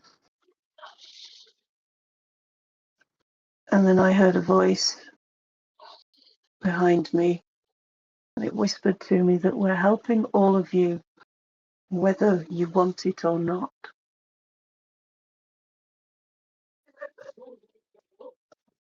And then she told me to sleep well, young prince.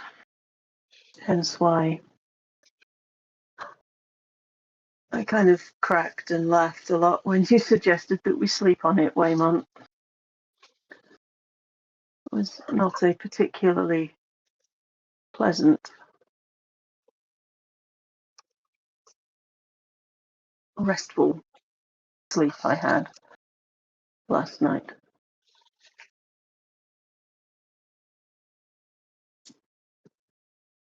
And then the memory of this bright bloom, there was some sort of alliance relationship, call it what you will, between them and him and her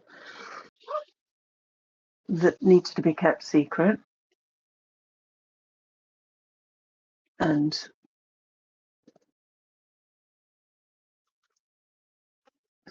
apparently, although I don't remember, there was some sort of relationship between myself and her that also needs to be kept secret.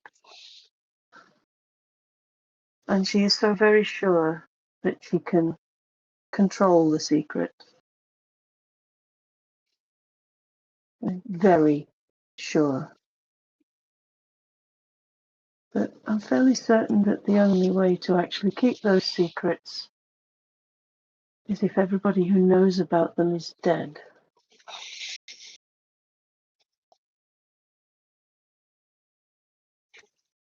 And I've just seen the chat. I will roll again for you, Andy.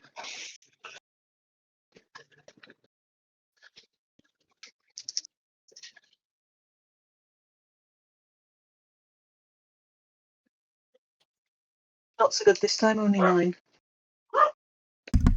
Only 9? You remember, and you are very sure that it's a name. And it might be very confusing for August, but there's a calming effect with that name. A gentleness, a sweetness. And it's connected somehow to your time there and memories.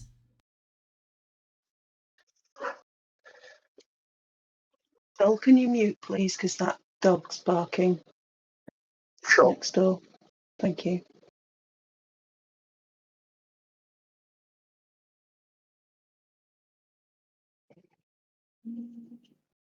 And there is one name that I have that doesn't invoke fear. Quite the opposite. That I remember from my time there, but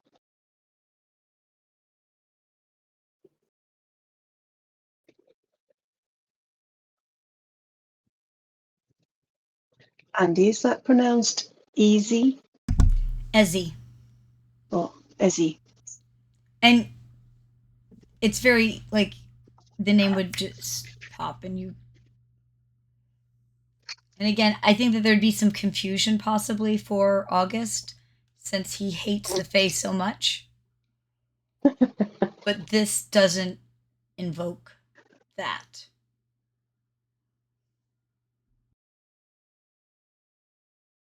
Oh, he likes this And name. that is a if August chooses to, well, that's a horrible typing. If August chooses to focus on. Maybe that's spelled better. Focus.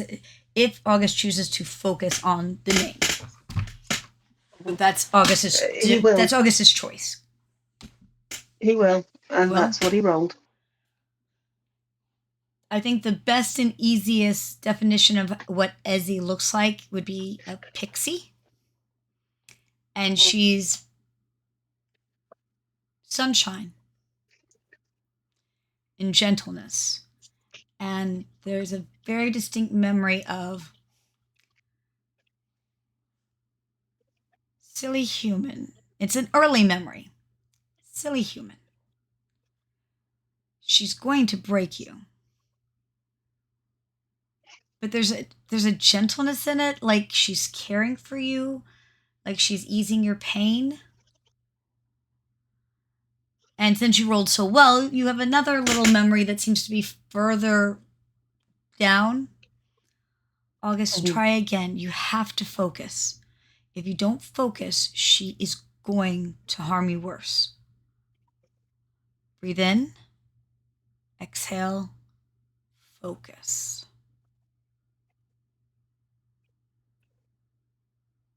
And he will describe that for the group. And your feelings towards Ezzy are less confused with that second memory. And definitely, I would say, affectionate.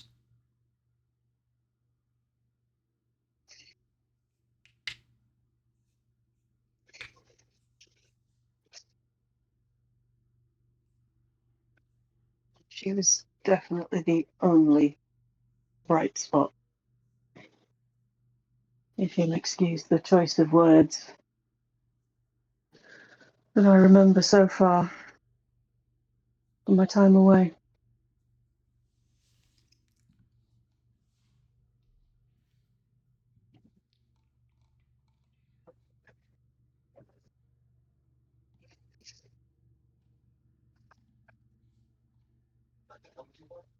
You're muted, Joel, remember? She tried to help you then?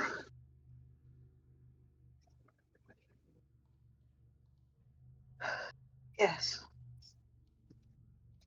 But I believe she was the only one.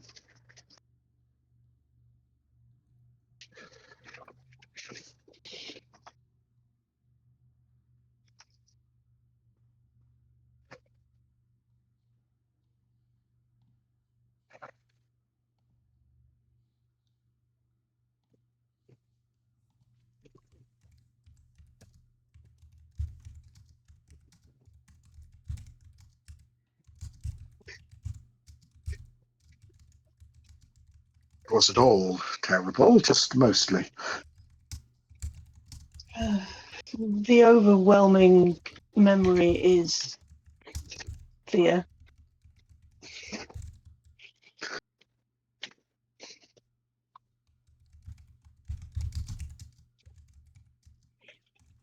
Except for Rosie.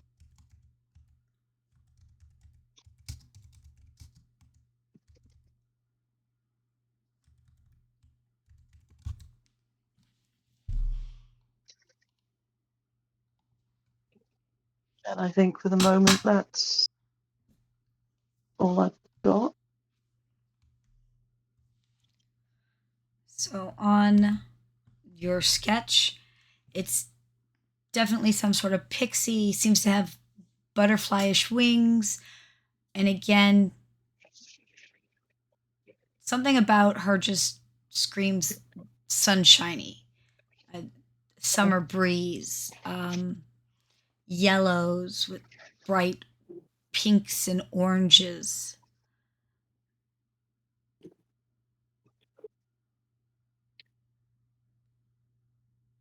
For lack of better words, she's very pretty. But the Fae tend towards pretty. A lot of them, anyhow. Cereal. And Drew, before you ask, yes, you can absolutely look at that sketch and you can, grams if you want to. Sure. Rolling next right now. I got a 4. She has wings.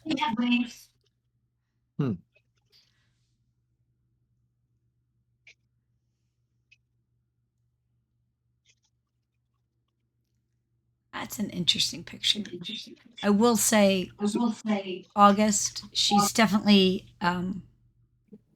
tiny as far as you can remember. We're talking half a foot to a foot, maybe. You're not really clear right now, but small, tiny. Okay. A windling.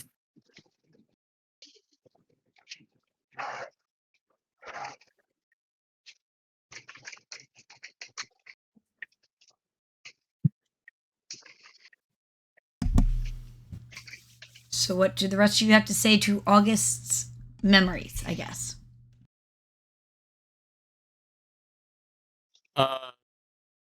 Warning, careful, gentle pet on head. It's going to be okay. End warning.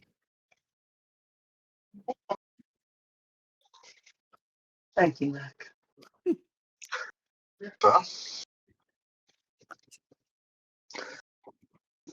Do any of these names ring a bell in relation to who you were leading an army against?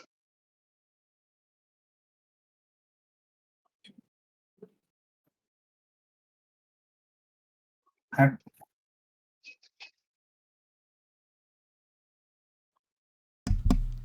you guys hold that thought? I'll be right back. I need a moment, okay? Be right back. No worries.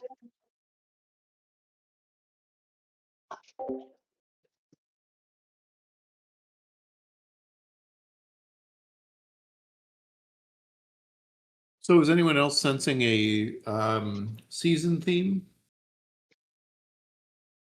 We had like a spring fairy, we had a winter queen, yada, yada, yada.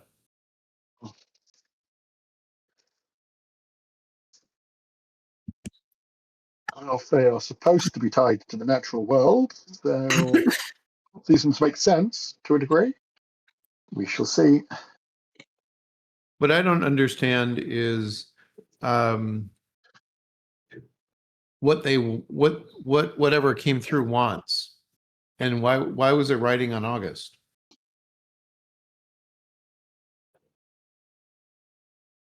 That might not be the one that's come through. That might be the Winter Queen trying to connect to him, trying to use him as a way to come through. I have not a clue. Well, she did say that.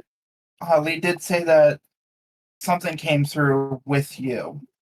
Yeah.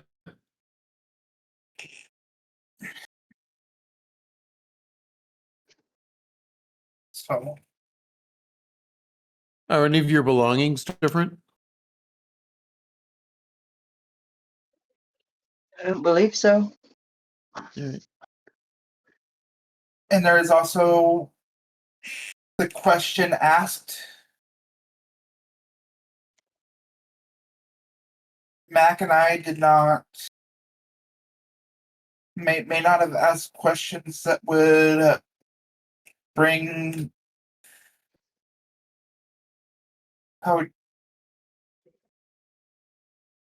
bring light to whatever shadows attach themselves to us.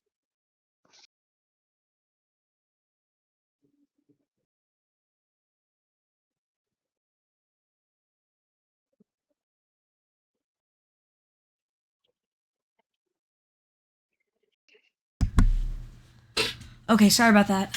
I had to check Does on that make babies. sense? It's been 2 hours, so. River. You think so. remember training soldiers?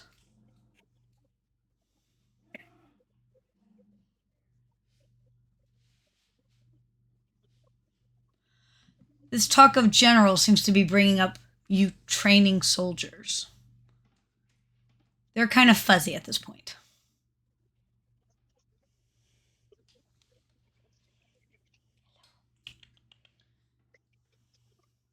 I think it's more the fact that the alliances, let's call them, are to be kept secret.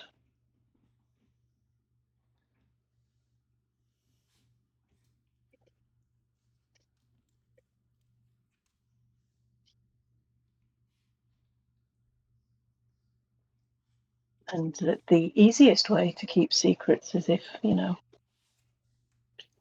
can keep a secret if one is dead. yeah.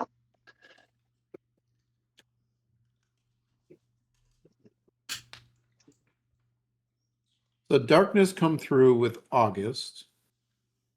Henry is out of his depth. Fae are getting ready for war. Fae mice are getting ready for war, and say the Bad Queen is stirring stuff up in the Fae realms. I don't know how all this ties together. Do we just look for clues with Henry tonight? I think so.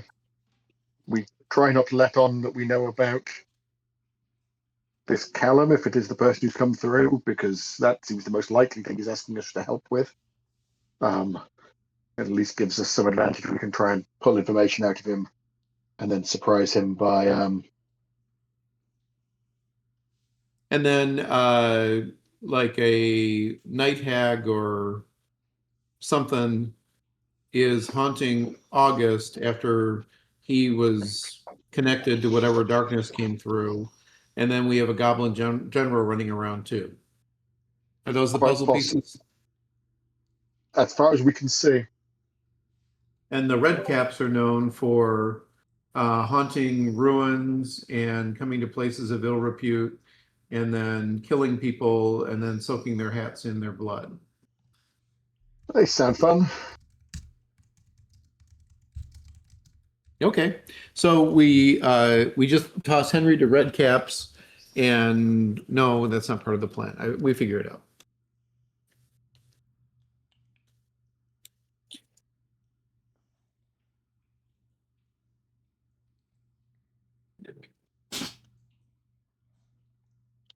Sorry, Yeah, I had it agreed. double muted. I can mute from the microphone as well as from the computer itself. Sorry about that.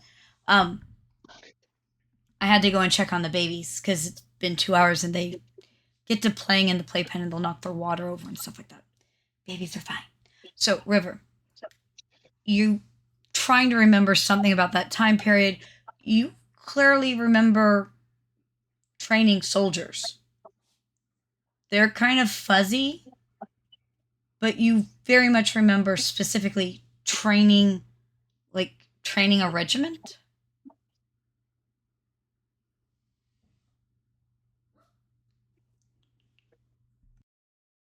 Too low on the totem pole to know the important information. Like who we were fighting or anything. Fuzzy vague, but I mean, technically it could have been animals. Animal-like. I mean,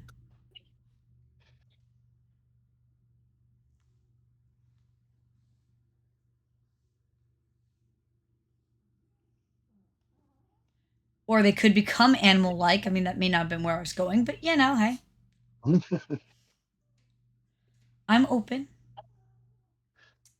Right, Miss Raven? Yes. Did you like the cookie?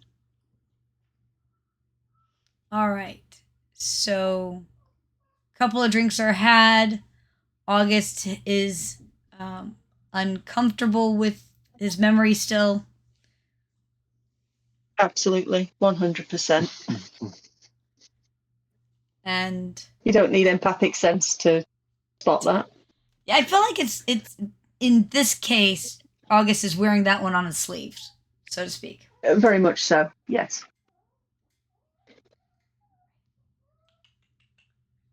Batsy, come over here with Raven. Good girl. Come here. Bat. All right, so you guys are. I know that Mac wants to go a little bit early and scout out the property. Anybody else doing anything before you meet up with Henry? Yes, I have a baby. I'm holding one. Don't eat the cords. Don't eat cords. Wayland, is there or Waymont, is there a tinfoil helmet equivalent to stop his mental shenanigans?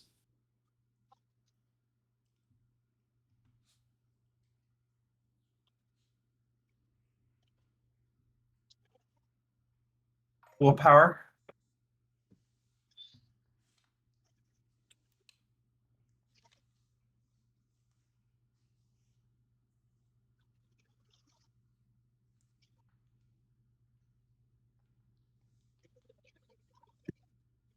Waymont, do you have an answer?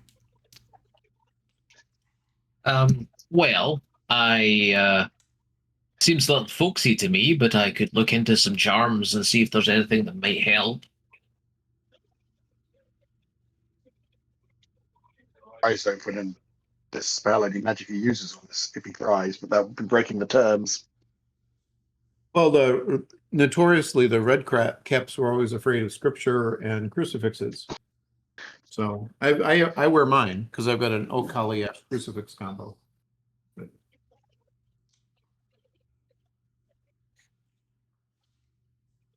All right. With any other prep, no big deal. Let's go check out the joint. River, you with me? Yep. Come with. They probably won't let you in the door without me early, so. All right, so everyone heads over to, and I'm gonna go look up what the Marlborough Club on Marlborough it is. So yes, the among other things club set up by the current Prince of Wales, because his previous gentleman's club had stopped banned smoking inside, so he set up his own. 2, 3, 4, 5. So 5 stories above ground, and there's probably one underground used as like cold storage and things like that. My guess. Yeah. And it has got buildings on either side and some pretty curves, but not truly balconies, so kind of like curved bay windows on the 3rd, 4th, and 5th floor. Yep.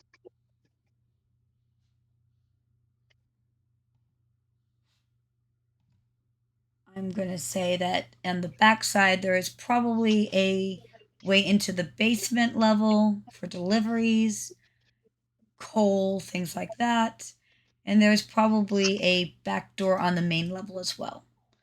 Otherwise, it probably doesn't have very many other entry exits.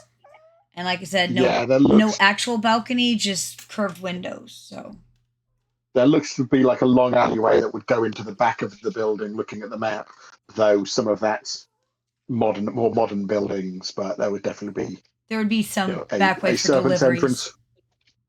Yeah, deliveries and servants, and we are talking. It's in Pall Mall, so we are literally just down the road from where we fought the evil fairy in our last investigation, and within spitting distance of Buckingham Palace and pretty much the entirety of Whitehall. Come here. It's fine. So it's not a place that any sensible person causes a lot of trouble. And security will be good. Yeah, and like I said, as far as there seems to be those 2 front doors on the front, there would be a back door again for servants and for deliveries, and some sort of like coal chute or whatever to go down to the basement, because that was, common. You just push it, So, and if the back probably has windows, but again, there doesn't seem to be. And in that time period, there's possibly no fire escape even. Probably not meant to go out of the windows on any of the floors. Mac will be checking out. We know that Henry likes to work through lonely women. So wait staff or others. You know, I mean, I'm doing the bodyguard thing basically with a pre-security check, but I want to be clear that I'm also aware of how he There- manipulates people. There is some So- security. There might even be a troll door person. But I would say it's somewhat minimal security. They don't have a whole lot Yeah, of yeah, fights and stuff there. So Okay, well, I will go up and do the guy nod to the troll bouncer. he nods back and does the whole look you over. You know that whole you'll recognize it. Are you an Oh, yeah. issue? I give him the just doing my job and then raise one quick nod or toward the owls with a little bit of an eye roll. There's almost a smirk, but he covers it right quick. Understood. We're bonding. Bonding is good. Yes, you are bonding. Man troll bonding. Yes, and it's fast. Elves are squishy. It's a thing. You're bonding. Pray you do not bond any further. No, dueling is not scandals and affairs, but not really. Yeah, very little that they have to physically separate out. And a very high emphasis in the Marlborough Club on discretion and an odd combination of utterly scandalous behaviour, but honourable behaviour as well. So cheating cards bad, sleeping with someone else's wife. It's the fine, rich as long version as you of keep it nowhere. quiet. It's a rich version of the Nowhere Club. Stuff happens there, but nobody talks about it. No, well, you know. Because sometimes This you're going to is do the- stuff the- there and you don't want anybody to talk about what you do. It's literally you know, we all know, but we don't talk because everybody else knows. So, and it's a club set up by the Prince of Wales, Edward VII, as he would be in the future. That is 100%. Yeah, he was scandalous, but weirdly well loved for it by the British public. I mean, if you don't have a few flaws, are you really? Yeah. Yeah. He wasn't doing anything truly horrible that would upset the British public. I mean, some affairs and some card playing, it's not that big of a deal. Exactly. And all with, grown-up women who knew what they were getting in for, and probably benefiting quite heavily from it socially. Believe it or not, yes. I mean, if you're going to have an affair, having it with the crown prince is, Good girl. And just by volume, it just becomes acceptable for so many people. I mean, they hit it a little bit more than the French did. Yeah. I mean, French just flat out, that's what we're doing.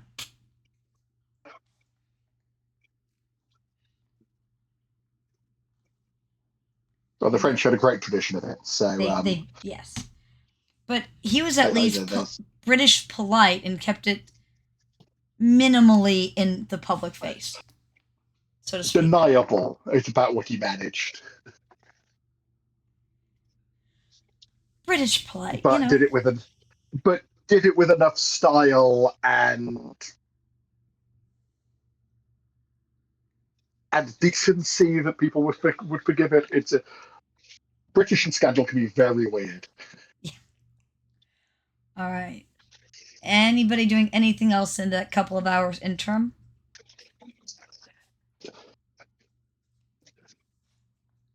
I have a dessert that Andy will not approve of, but you others might. I'm going to post in the channel here.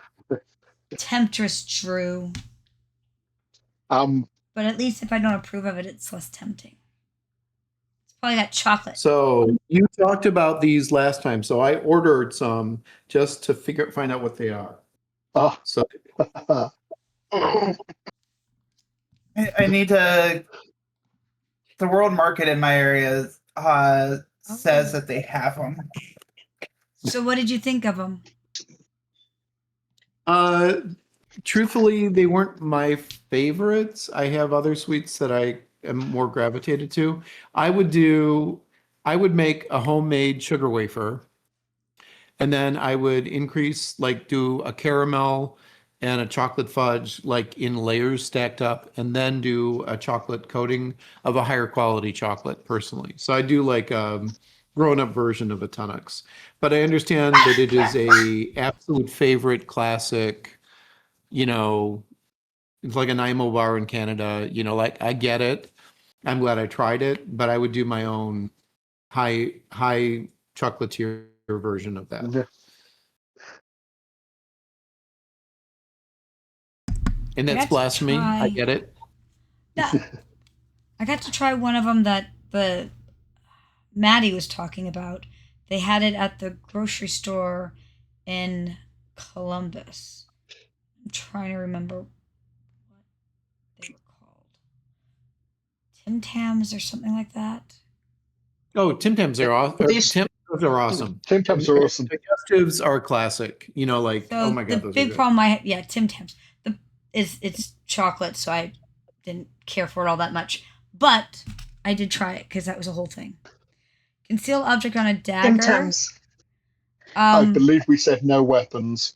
I was gonna say just because it's been a while, I will remind you that there isn't no weapons. I'm not saying you can't conceal the stuff. I'm just saying you'll be breaking the contract.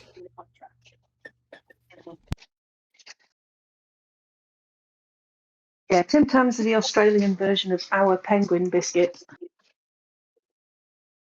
Did he mention magic in this contract at all? I'm sure he did. Yeah, but I can't remember the can't exact use terms. magic against. Yeah, I mean you can't stop being a magical user per se, but you're not allowed to basically cast. So in the Earthdawn game system, there are like rules for improvised weapons. So like we don't bring these things, but if things get real, you know, like a table leg winds up being a pretty effective club. So anyway, that's how I'm thinking. But your mileage may vary. So, River, are you trying to take those into the meeting room? Did we put no? Because then I wouldn't. Guess I wouldn't have them in the meeting room, but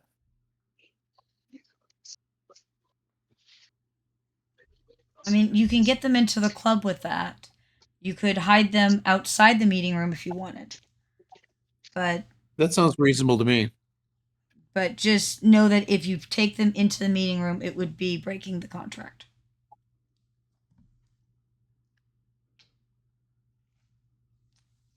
And remember, he can't do those as well.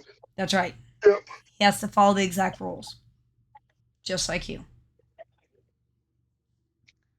Which means that he can't magically try to affect you a charm.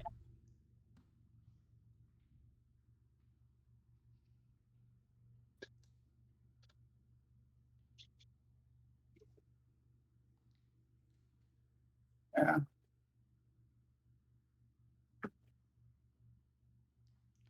So what is River doing? Yeah. So that I know.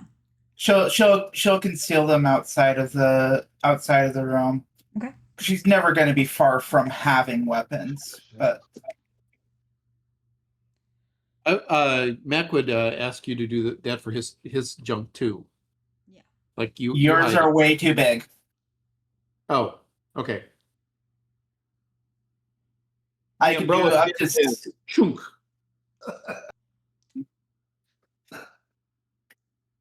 Yours are checked at the door, Mac.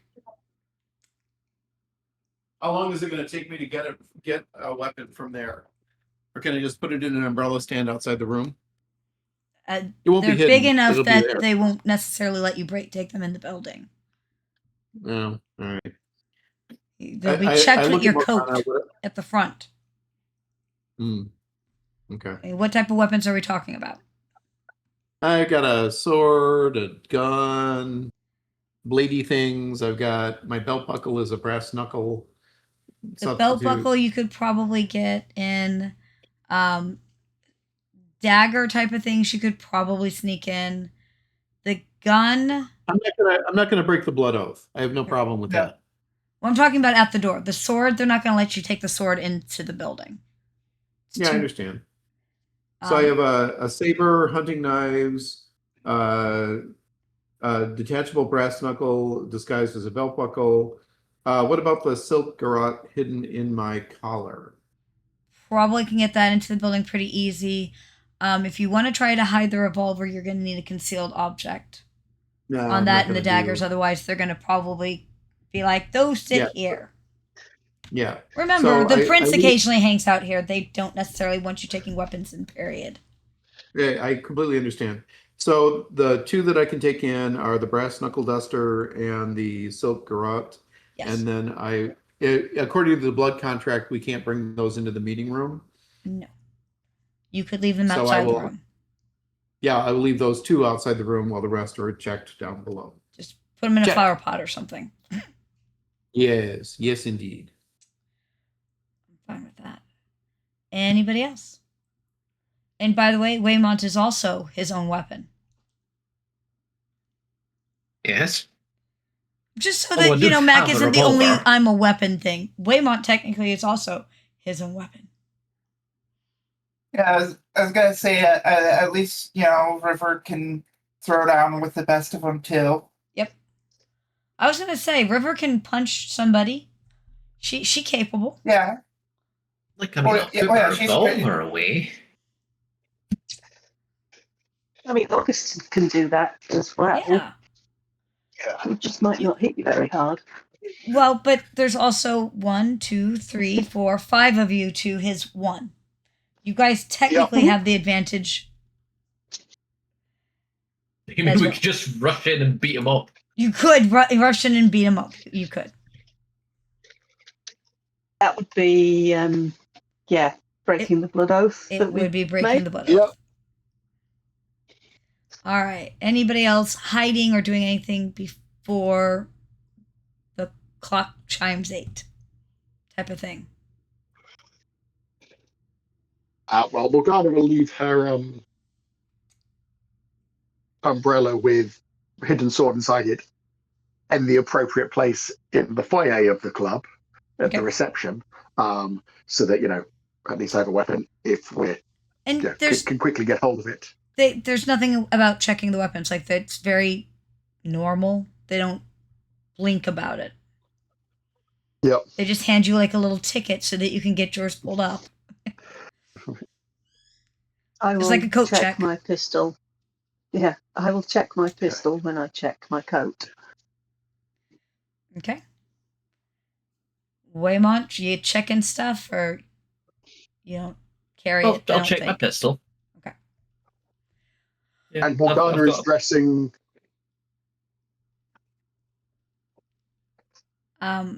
Morgana is dressing as a proper noble woman, aristocratic lady, rather than her usual. Got the whole dress on and stuff. Dress on, yeah. Possibly relatively low cut because of course. And maybe going for a fairly low neckline. Just there was nothing about boobs in the oath. That's true. You can show as much cleavage as you dare. And here, and Morgana's quite daring. And in here, that's a borderline minor scandalous that no one's going to blink about. Just saying. Yeah. Heck, there's one lady in there who's wearing pants because she's like that. She's pushing their buttons. Morgana does probably turn up in pants on a regular occasion. Yeah. But today she's wearing a dress. Did Morgana have drinks to be set up already there, or no drinks at all, or having a waitress come in? What is? No, let's have drinks because outside involvement suggests so while Mac was doing the security check, she was probably organising the drinks. Okay. So there's like a self-serve, we'll call it like mini bar, where you've got like 3 to 5 select bottles of decent alcohol. Yeah. There's a tea service and some like finger sandwiches and biscuits or something like that on a couple of trays. Yep. And it's all set up on a sidebar for you when you walk in then. Yes, yeah. Yep. glasses, plates, everything you need, napkins, and a large meeting table.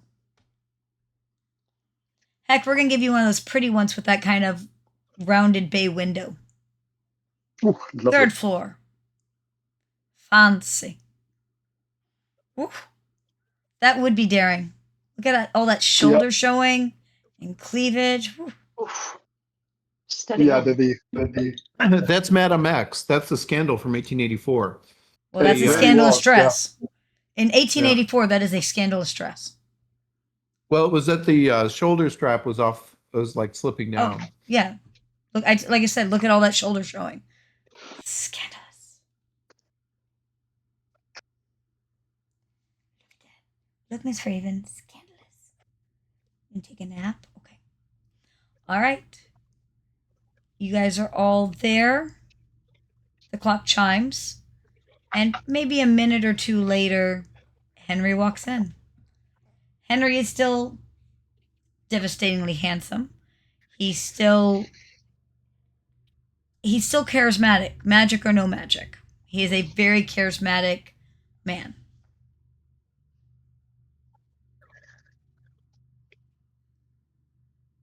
But he also looks tired.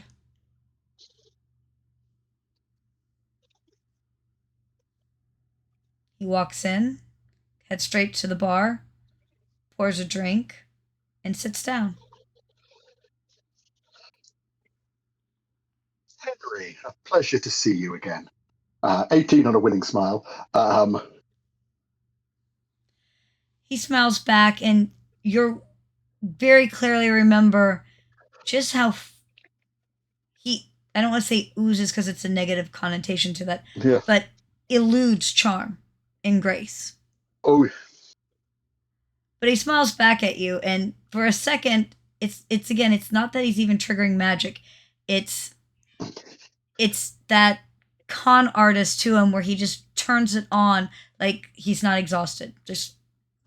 But he shuts himself down. Like he knows that he does this. It's secondhand nature to him. But he does shut it down pretty quick. And again, it's not a magical, it's just who he is. He is a con artist. It's what he does. Lady Morgana. River. Waymont. August. I don't know your friend, but he nods at Mac as well. this is Mac. So I've heard. I blink at him. Well, So it's nice to see you again.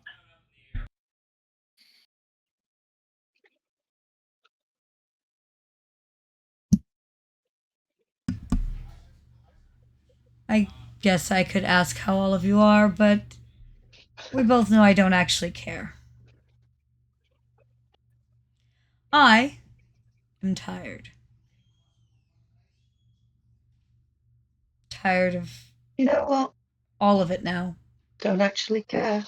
And he nods in a kind of, yeah, I get it way. However, my problem is also your problem.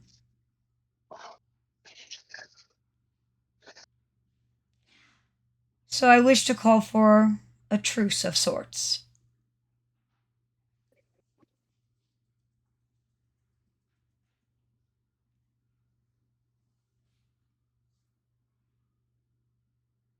Of sorts? We both know that you're not going to continue the truce after the problem is solved. But while the problem is hopefully being sorted, I would hope that it's more important than our history.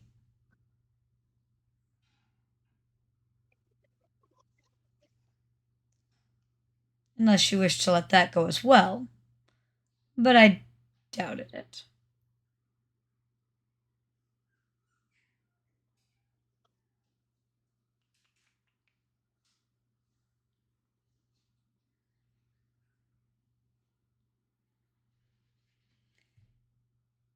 And he seems to be What waiting can you for. tell us about?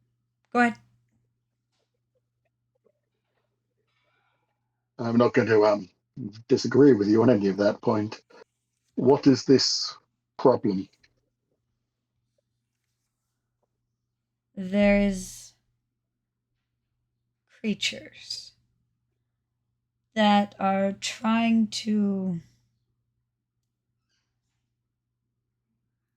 well, join our world sounds naive at this point, but definitely come here,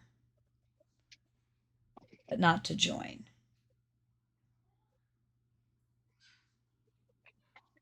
Enter. Sorry, what was that, August? Enter. Enter, conquer, but definitely enter. A shame, if they just wanted to come to London, I'm sure we'd find a place for them. We'd probably have them selling rags in the East End, given half the chance.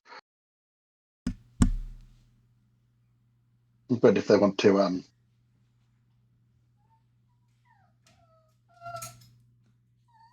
conquer, that's another matter. What do you know about them? How do you know about them? I may have any size misstepped in a what I thought was a deal in my favor. Turns out mayhaps I wasn't as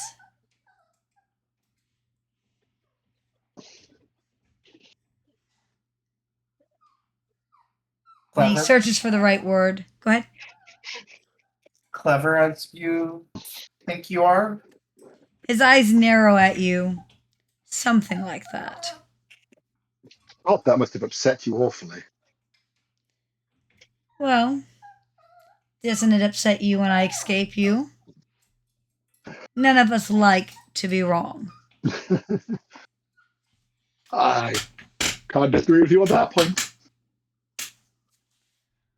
Unfortunately, I'm on the worst end of this deal.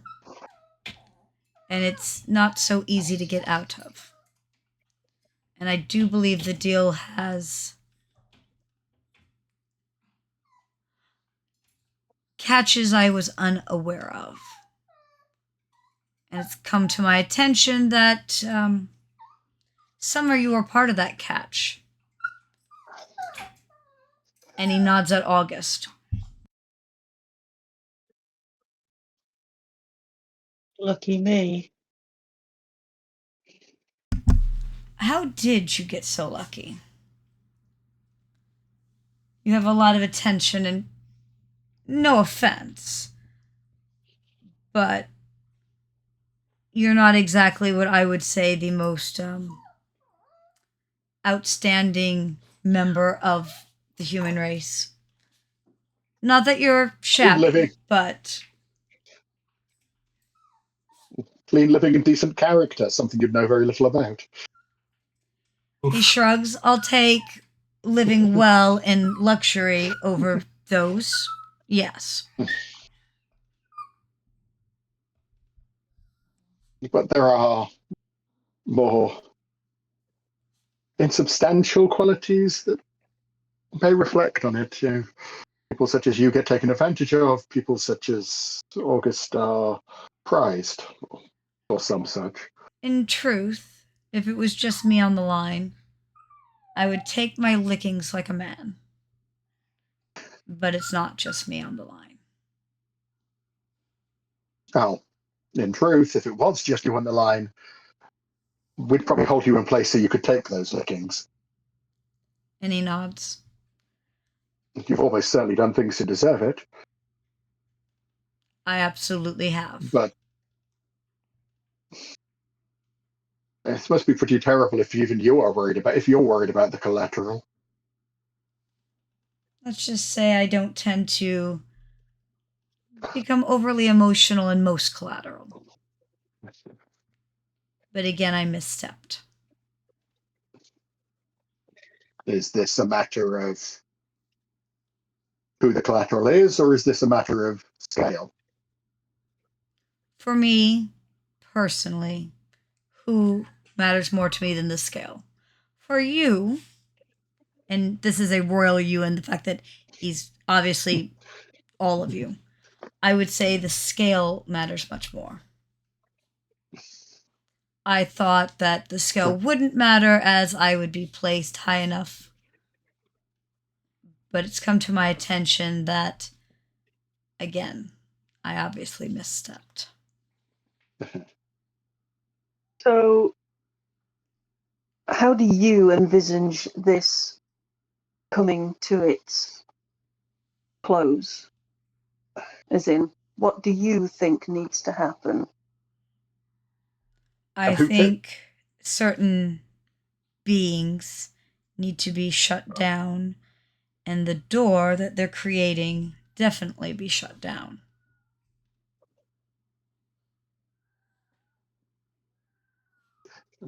Do you know where these beings are? Do you know where the door is?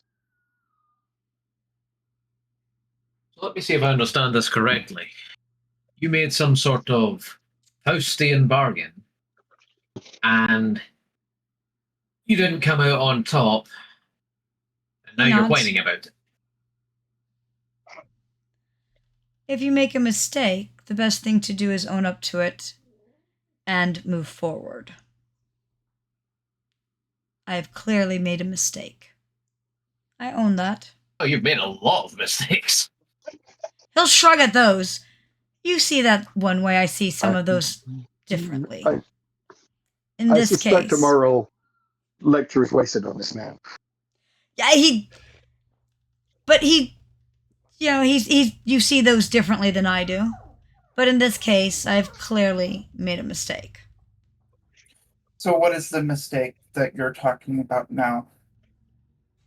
Obviously, the deal I made. Now, What are the terms of it? Needless to say, I misstepped. The point is that I believe that the beings that need shutting down would also be quite healthy for specifically some of you, and more generally, most of the greater populace. It would be very good for them if that shut down. And as far as the doorway, at this point, I don't see anything better than shutting it down. For having it opened helps no one. At least no one on this side. Which puts us on the same side, so to speak. And as for the beings, and he'll look at Lady Morgana, there are at least two, and I have feelings of other. But one is a granter of wishes, so to speak. And the other is a very large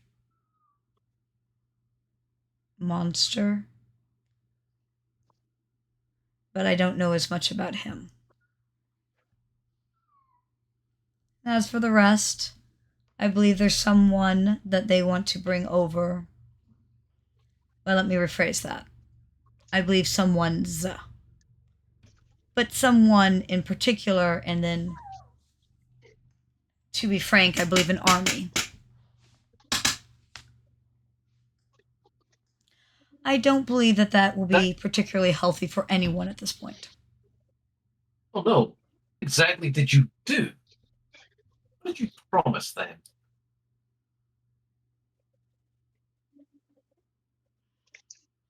I promised to help feed that which grants wishes. And allow him to grant more wishes by feeding appropriate,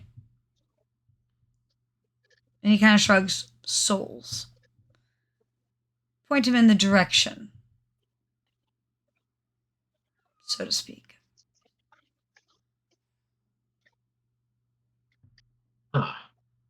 such as, well, one you know of, I believe. A little boy who is desperate. It feeds on that desperation. It grows stronger. As it grows stronger, it believes it can open the doorway.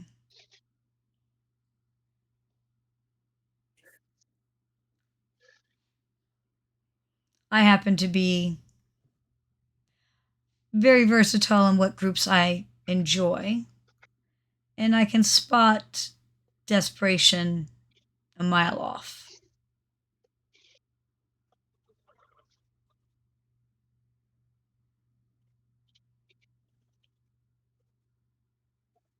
Oh, the little brother, his brother was a friend of mine, or was... Honestly, it didn't matter to me that it was a friend of yours. What mattered is You're that a he fit. shit, aren't you, Henry? Sorry, what was that? You really are a shit, aren't you, Henry? And he shrugs. Again, you see it one way, I see it another. I tend to ensure my own comforts. You see that as being a shit. Trust me, I've seen shit. Don't plan on being there ever again. But to clarify, and he looks at Lady Morgana, it was not necessarily targeted at you. It just happened to be the correct food.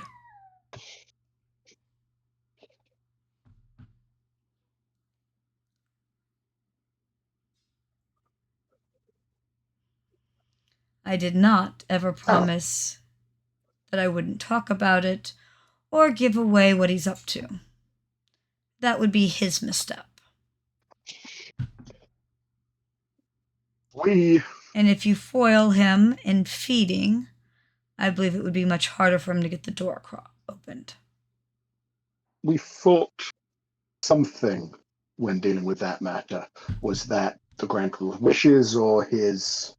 Minion.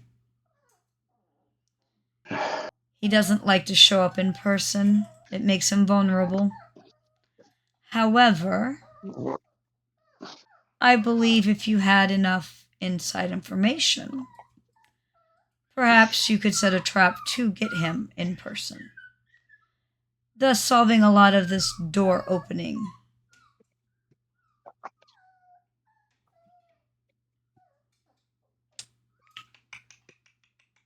So, who is this Grand Rule of Wishes?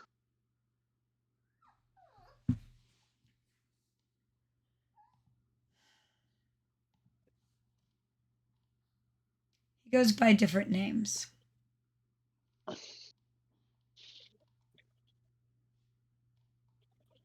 One of them being the Bringer of Dreams. I believe what we need isn't that name, though. And I'm working on it.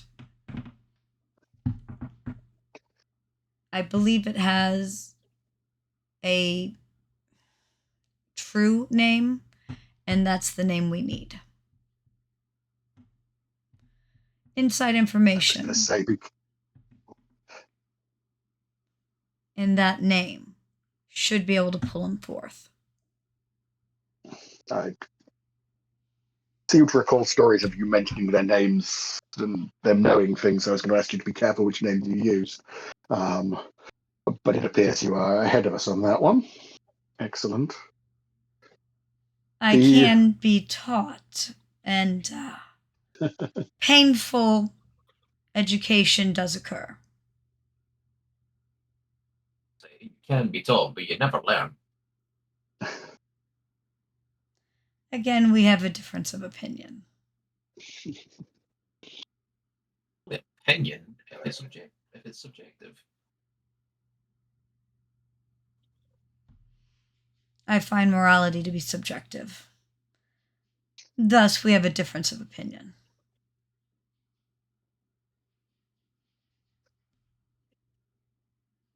So that's the Grantor of Wishes. What's the large monster? What do you know of that? It's connected to this army that the doorway's supposed to open for.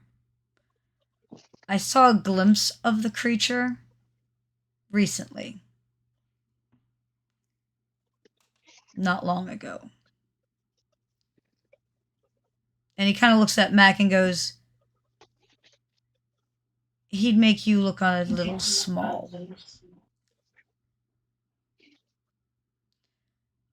I give him bodyguard face. And I'll be honest, as that is also one of our requisites here. I don't like things that I don't think I can dispatch. I don't like whatever that is. I do not think it bodes well for anyone. Leads the army? Or is it their vanguard? I honestly can't tell you. I caught the Granter of Wishes speaking to it. I know it's connected to the army. I know that it's here looking for something, someone.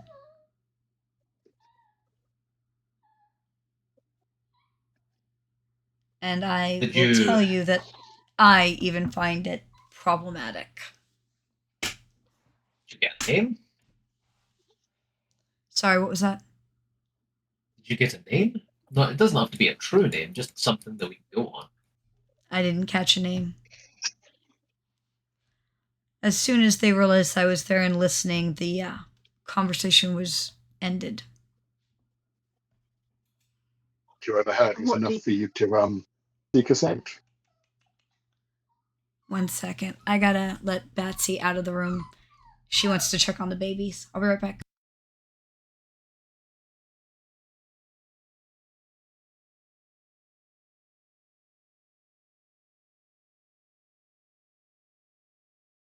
Sorry, I keep sniping at Henry. He's just insufferably small. You know how it is.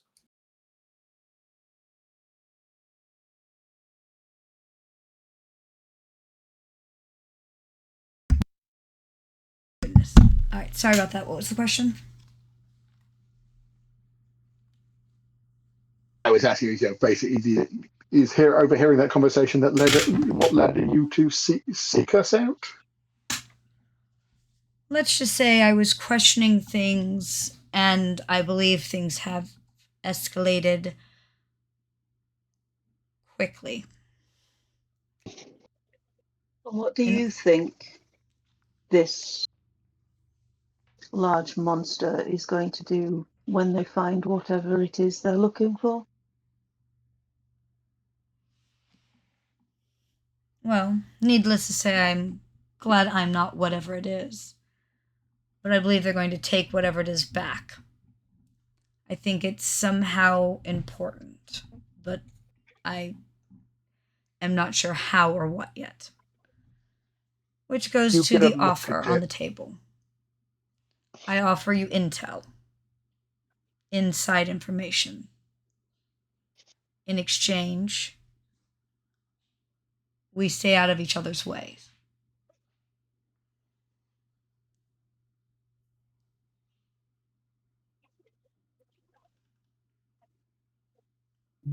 Okay.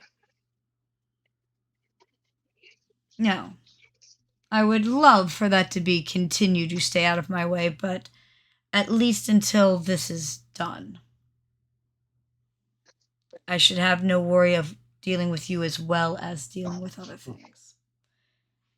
And in exchange, I'll give you any inside information I can in connection to stopping this.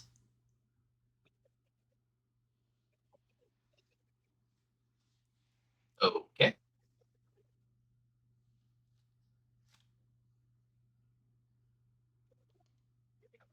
Can we reach an accord?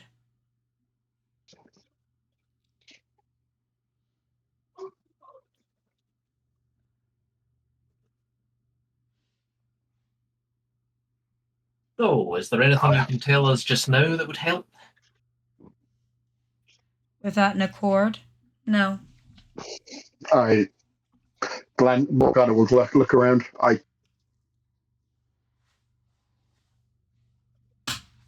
Yes. I think we should have an accord. Empathic sense 11. I presume that's not really enough to tell whether this guy's lying. He's very hard to read. However, if he was lying, he would break the rules. Yes, yeah. Well, given you haven't burst into flame or started bleeding or some such, it appears we know you're telling the truth. I have spoken no lies in this room.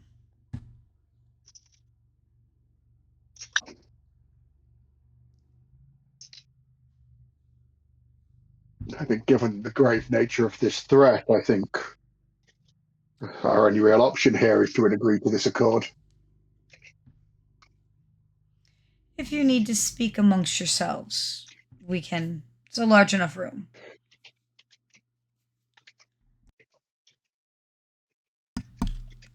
I'll gladly sit way over here.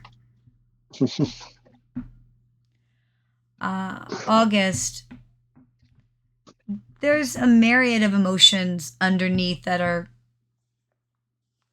a kind of charismatic calm that he's putting on the outside that he doesn't truly feel, but you don't sense any lies.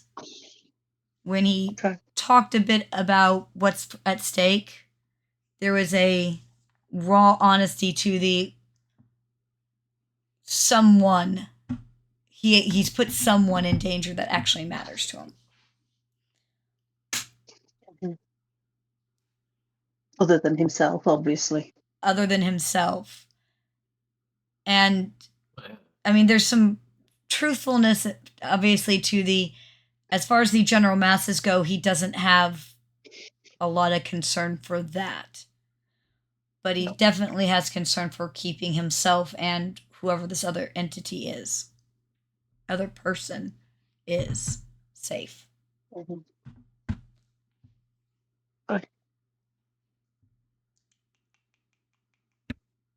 Morgana, you going to ask about the deal he made that went bad? We need to make the Yes. accord before he'll. Oh, He was acting as a facilitator for the grantor of wishes and finding him targets. Yeah. Okay, I mean, he's so, given that part. So my understanding as a player at the moment is the minion that did the snow globe thing works for a bigger, badder, whatever. Henry was helping him, but he's starting to lose control over whatever it is, and his deal doesn't protect him or whatever is important to him. So he's looking for outside help from us, and we have to save the villain in order to defeat the bigger villain by using the lesser villain's intel. Is that the setup? That pretty much sums it up quite nicely, yes. All right. I snort at Morgana in complete confidence that she's going to sort it all out.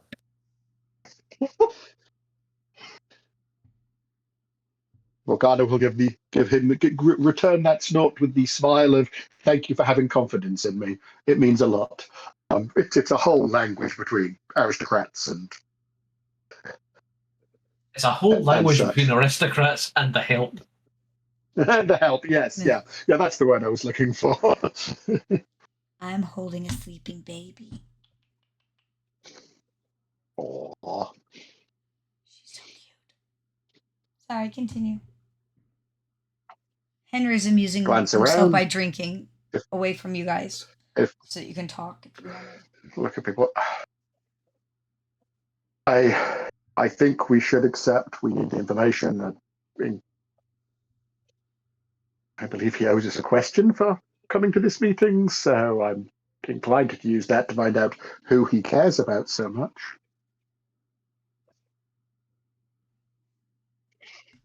Are you going to put any safety rails on the Accord? Like, I don't know. He's got to, during the course of this, he can't feed more kids to the horrors or something. The problem is for him to stay useful, he has to hold up his end of the deal with the monsters. Yes, exactly. Yay, But I'm feeling can- heroic at this. he can tell us, who he's trying to feed, and we can try to stop. The GM is giving you your gold star today, River. Yeah.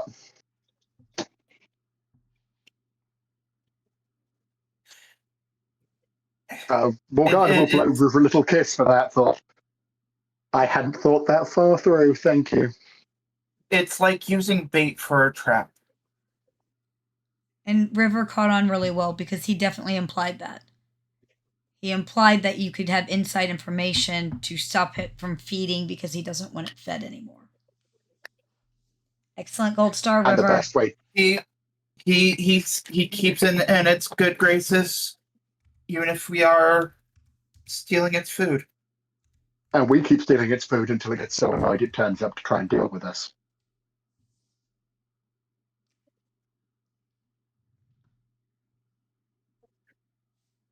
You keep emptying a hunter's traps, they'll come and investigate to try and work out what's doing it, right? Is that even a thing? Yes. In real life, gorillas have started dismantling traps and staying close to the area hidden to ambush hunters that have been Poachers. that's a thing that's been happening. Oh, I read about it there was a group of people that were going about looking for the traps, and they watched gorillas dismantle, indicate, hey, stop, and dismantled the traps in front of these people because they recognized that they were not hunters and that they were trying to help, or at least, were maybe not aware of the danger. and saw enough kinship they felt they had to warn them. Yeah, that's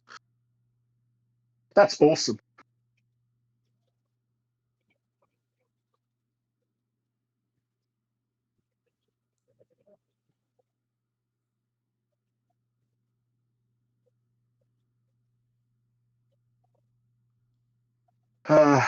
So we might not entirely like it, but I don't think any of us were under any illusion about that when we walked into this. But we agree to the accord. For the moment, at least, we're allies. He feeds us information. We act on that information. We hunt down the bigger threat. Do we think the monster might be Bright Bloom? Think it might be what, sorry? The monster he talked about, the one that's here looking for something or someone. Do you think it might be So Bright? the general. Don't even know if Bright Bloom is the general. Oh, he's the general.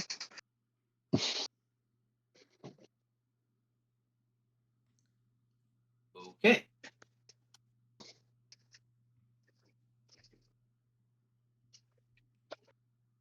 Well, Do we give that piece of information to him? Rather not. Sorry, I suggest we give him the name, but not the target.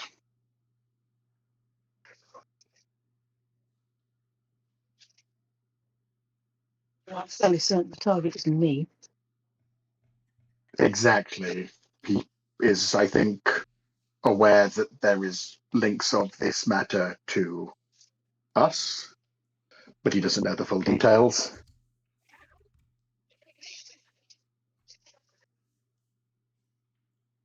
He did specifically call me out, if you remember, at the beginning of this conversation. He did. So I think he already expects that anyway. Or he may simply know that any of you three are important in some way. He might not know the exact details of it.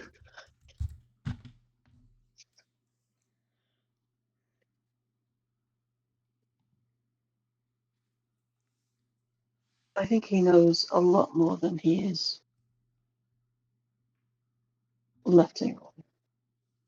Yes. I mean, I think he technically, has so some are you intel. guys. Just so you know.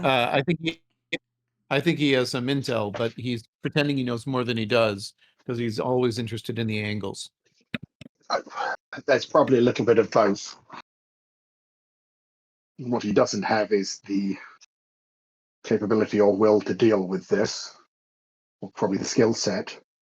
He's not.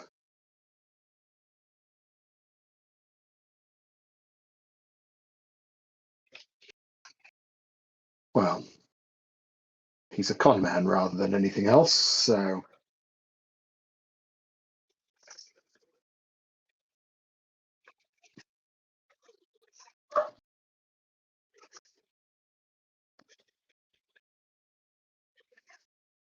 So we're all agreeing to these accords then. I think so, we are. Right. I think we can get very much further if we don't.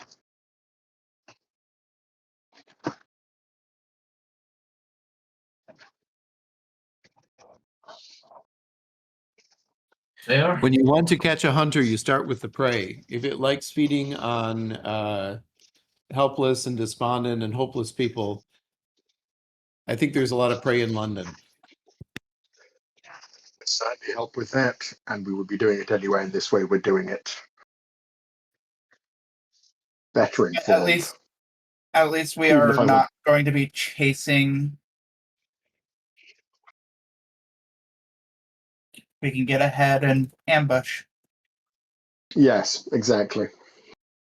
I think with that, we're going to return to the table. The river solution has been selected. Okay. Did you want to discuss the question? Can't be selected because That would be shooting Henry. I do believe that would be river solution, yes. But did you want to discuss the question before you go back to the table? Yeah, I was going to say, River, do you want to break the truce and get the blood oath thingy, whatever, and just take him out, and then we'll deal with the big guy when we have to deal with the big guy? Is that what you're saying? no, I'm saying that would be the river solution. But she's smarter than that. I mean, it's worked so far. No, you guys haven't let me use it so far. And that's why it's worked. On the occasions you did get to use it, it did work. Just saying. Okay. So, before we accept his terms, does anyone have any ideas on what we ask him? Yeah, it was just a question for this meeting.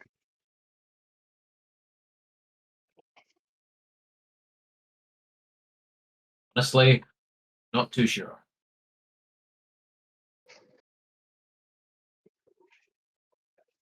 I personally would be intrigued in who, being harmed by this circumstance, who it is that them coming to harm in the situation he's caused would upset him enough to second guess his actions. I mean, it's probably a good question. Say that much. It's His mother. Isn't there the obvious, like, tell us about the target and why you think we're the right hit squad? He's already done that. no. That is what he's asking us to help with. That isn't our question. That's We part still of the need the accord. details about the job, the hit job, right? Yes, we will do that there. He then owes us a question in return for agreeing to this meeting. That was the price he offered us. And you think that knowing about the person you care about that this is affecting will give you leverage in the future to keep him in check or to eliminate his threat? Is that where you're going? Exactly. All right, I'm fine with that. Also, probably it just may actually upset and worry him, and that would make me happy. Okay. Mac has faith in Morgana. We'll go in there.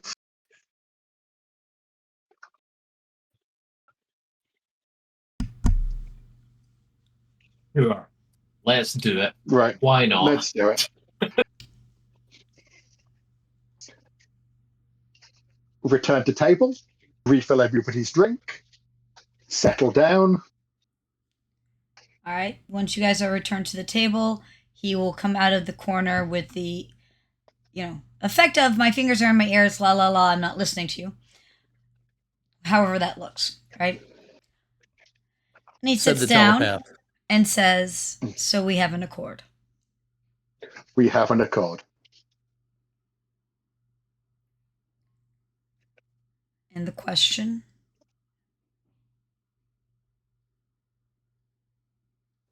Who is it that you actually them coming to harm bothers you? His eyes narrow. My son.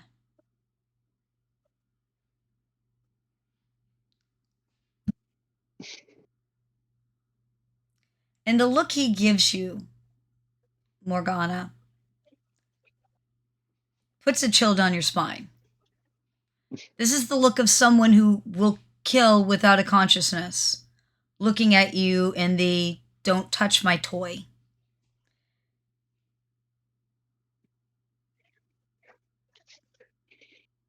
Like, he's not doing anything, but there is obvious threat in the look.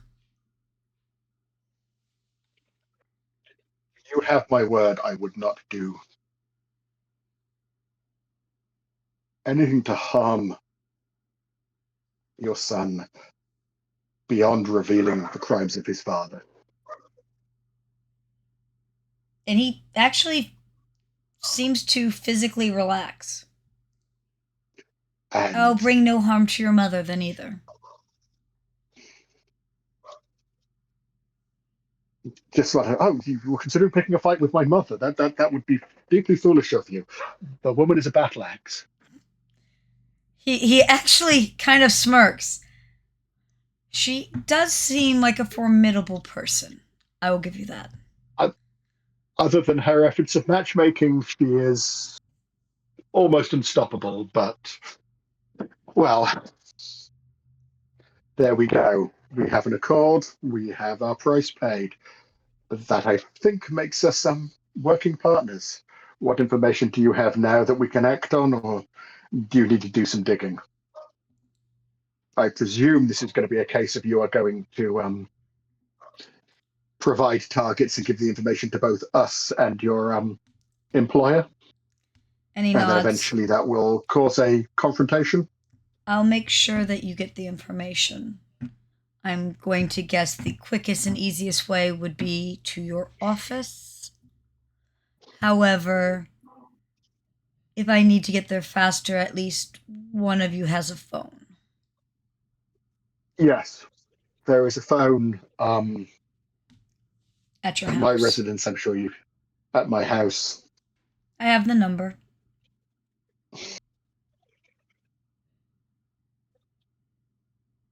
And he kind of shrugs, like, doesn't everybody look into their enemies and find out where they live and about their phone number and their mom? Not stalkery at all. Just saying.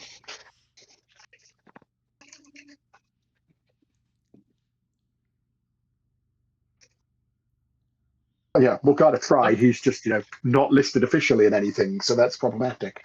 Not a stalker, it says. You're a stalker. I mean, in his shoes, wouldn't you stalk I'm a you people? detective.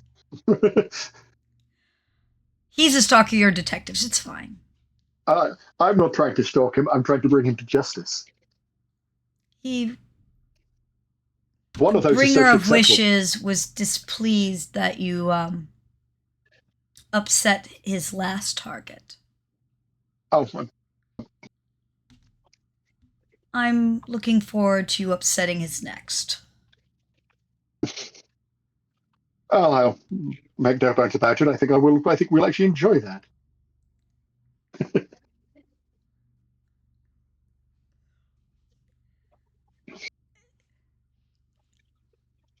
I'm sure he's aware of Mordecai as well, but I believe Mordecai is in the Grove at this point.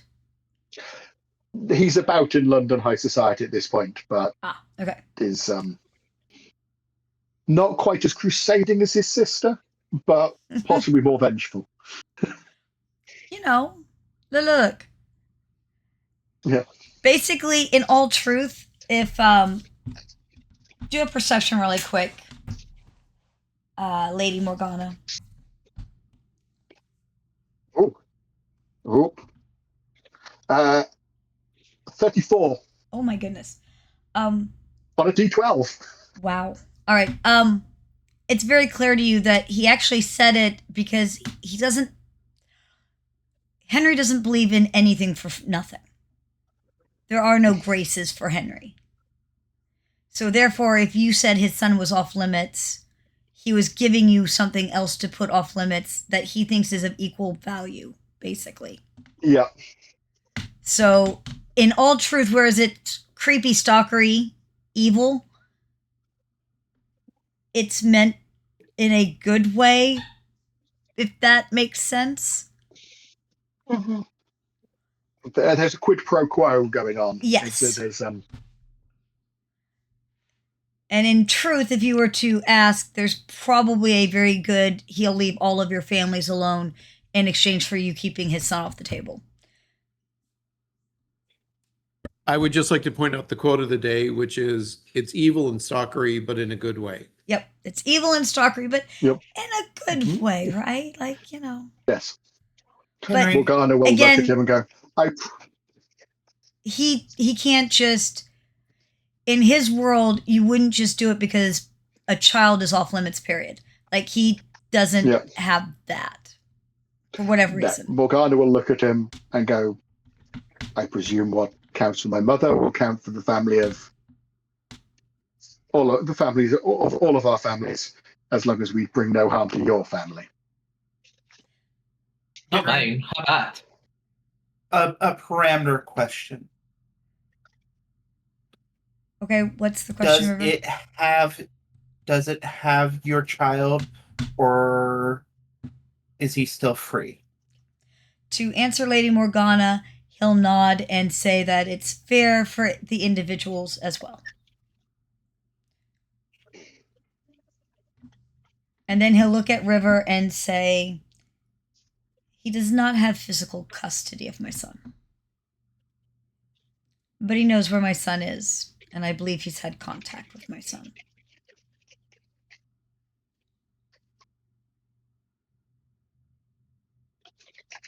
And if you haven't caught on, contact with the bringer of wishes is always a threat, whether you realize it or not.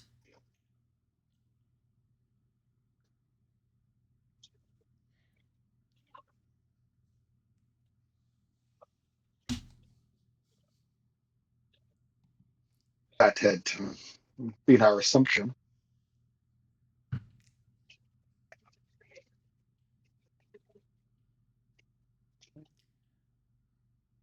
What's bothersome is I've, of course, never mentioned my son.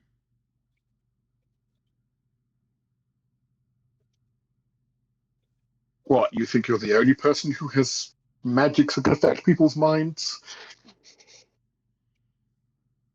Or he was here longer than I would have expected and chose me on purpose.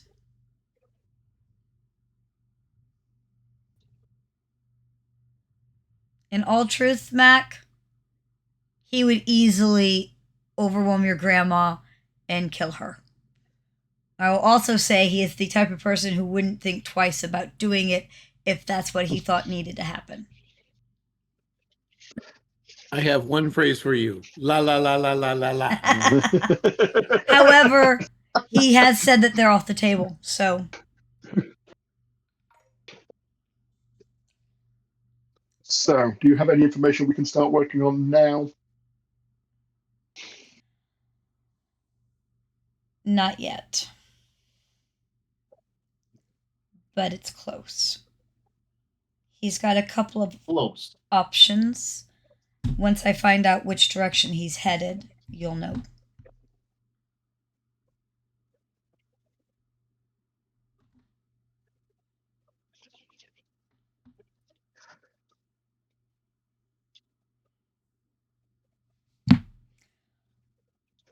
A thought, and you're not going to like this one.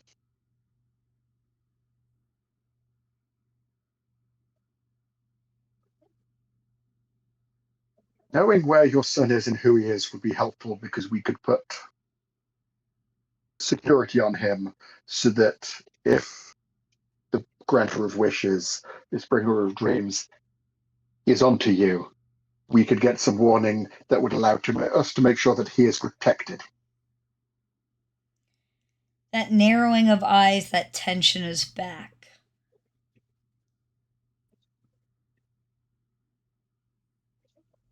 And it's a physical, like, swallowing, trying to relax and not be on edge. I feel your honorableness might.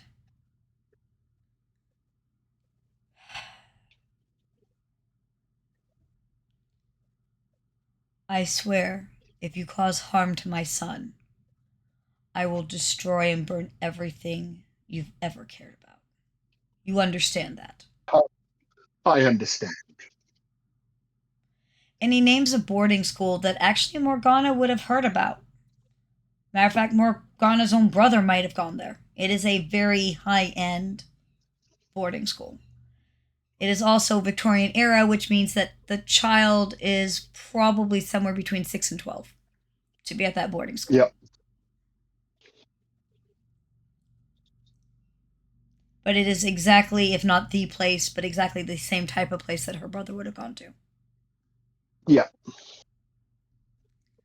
Which, to a degree, has a certain amount of security because they have wealthy and or at least connected, royalty-esque connected families. Yeah. But they're also the same type of place who think that they're kind of above that. So it's not the same as having, like, bodyguards. You know what I mean? Yeah. It's we have guards on some of the front gates because we're fancy, but no one would ever do anything because we're fancy.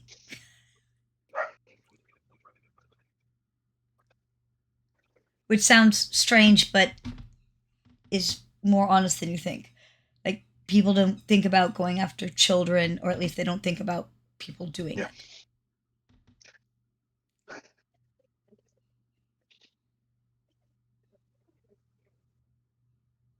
Well, that's a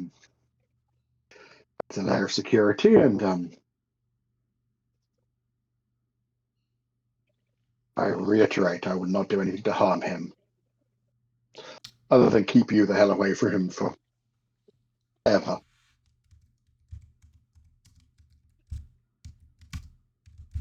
I will do everything I can to make sure he gets a good life. His name, it's a lot easier to protect someone if we know who we're protecting. Yes. Patrick Callahan.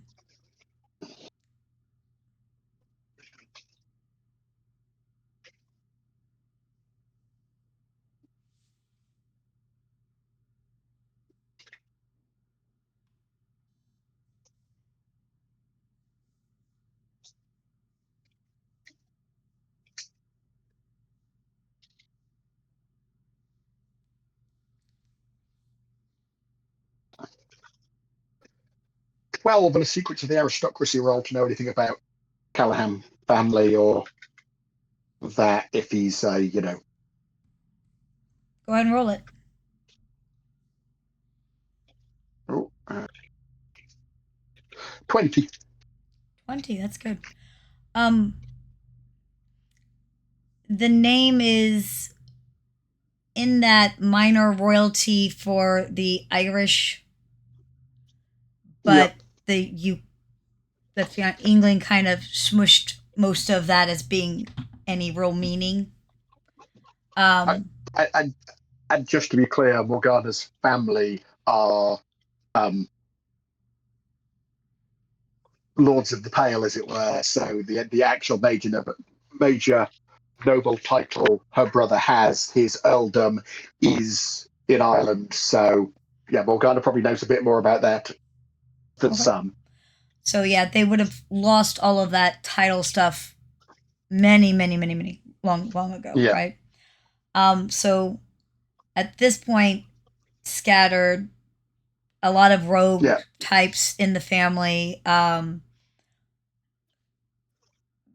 this particular, like, who he's connected to, you'd have to find out a mother's name. Possibly because Henry, especially Henry Callahan, doesn't exist as far as you know. So Yes, whether or yeah. not that's even a true name, you're not sure. Because let's be honest, Henry, I mean, he's a snake oil salesman. He doesn't Yeah. have, and there's a good chance it's not a true last name, but you can't be sure. If you had a mother to Yeah. talk to, you could maybe find out, but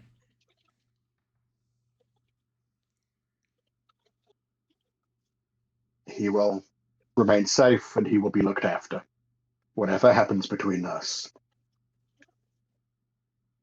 he'll nod. I've made sure that he should be financially stable if I were to ever fall on hard times, so to speak. Which I don't plan on doing. And well, I will do you the courtesy of not spreading around that you do have something of a heart. I Doubt that would do your appreciate that. professional reputation any good. I Not that appreciate I that. intend to let that last.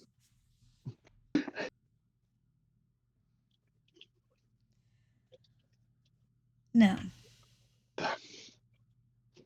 If you have Well, any then. more questions, otherwise I need to find out where you're headed.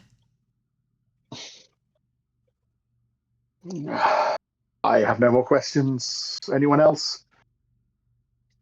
Oh, No. A possible thing of value that we've uncovered. This monster, well, maybe the granter of wishes, but I think from our intelligence, the monster is more likely maybe Callum Brightbloom.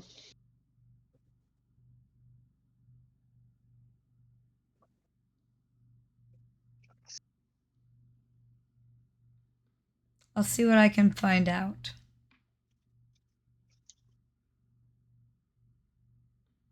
It's a name that has come up in our recent investigations and appears to be related to this in some nature.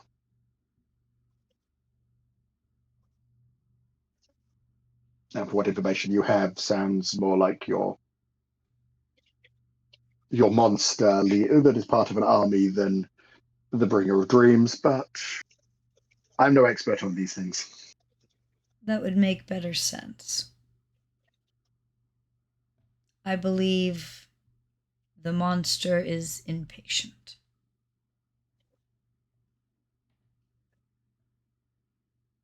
If it was connected to an army that's waiting, that would make sense. Thus, it probably needs to go too. Oh, it's on the list. I don't like when my lists become longer. I don't like it when I have to move you down my list, but needs must.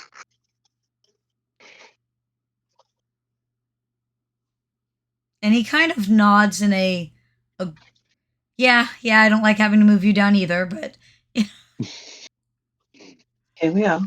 here we are. I mean, Henry never sat there and said, gee, you know what would be awesome? If I have to put everything aside and work with those guys. I guarantee you. Never, ever, ever did Henry sit down drinking his tea go, wow, wouldn't that be great? Look into how to kill you guys in your sleep, sure, but, Yeah, it definitely feels like, it should be considered a mark of respect that someone like him looks at you as someone to be eliminated and avoided rather than someone to be manipulated, because I suspect that's a very short list. Yep. All right. If there are no other questions for Henry, I'm going to end the scene and I think give you guys some AP. Yep. Oh, it is. Remember not to 8. forget that you got your cookie today.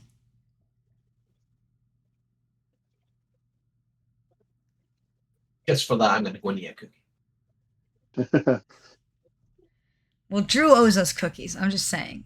Damn tease. Gen Con is coming. Go to Gen Con. Ross and Carol. I tried and the to kids get are all out of coming. Gen Con.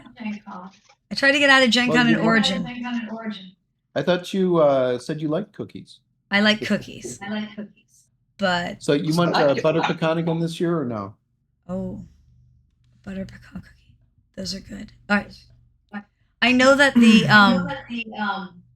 pecan bars were messy, but they were, oh my God, good. But anyhow, Ross was like, is there anybody who doesn't want to go to? And I was like, me. And he said, no, not you. And I'm like, damn. He doesn't want to be left alone in the booth. I'm just saying. All right. I will tell you just now, and I guarantee this, right? If you guys had a different government, I would be at Gen Con right now. Ditto. But politics Well, not is right not now, the but- discussion for the stream. Yeah, no. So, That's true. AP, I think we did not do it last time. Given us some last time, 1,000 Okay. I think it was, we had listed. So I think we'll do another 1,000 because you guys did fantastic with this, and I think you came up with some good intel.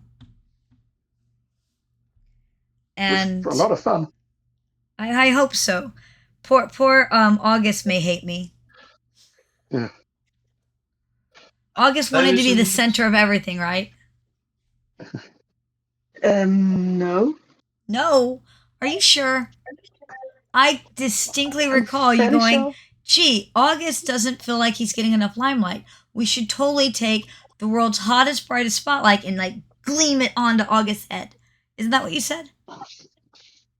Swear. I have no recollection of this other than, yes, I'll play in your game. Oh, my bad. I must have misunderstood. I was distracted by puppies. My fault. My bad. All right. 1,000. Oh, And well. again, River, you had that extra 250 for being gold star on point. And with that, I'm going to let everybody say goodbye and I'm going to end the stream. Bye. Bye, everyone. Bye.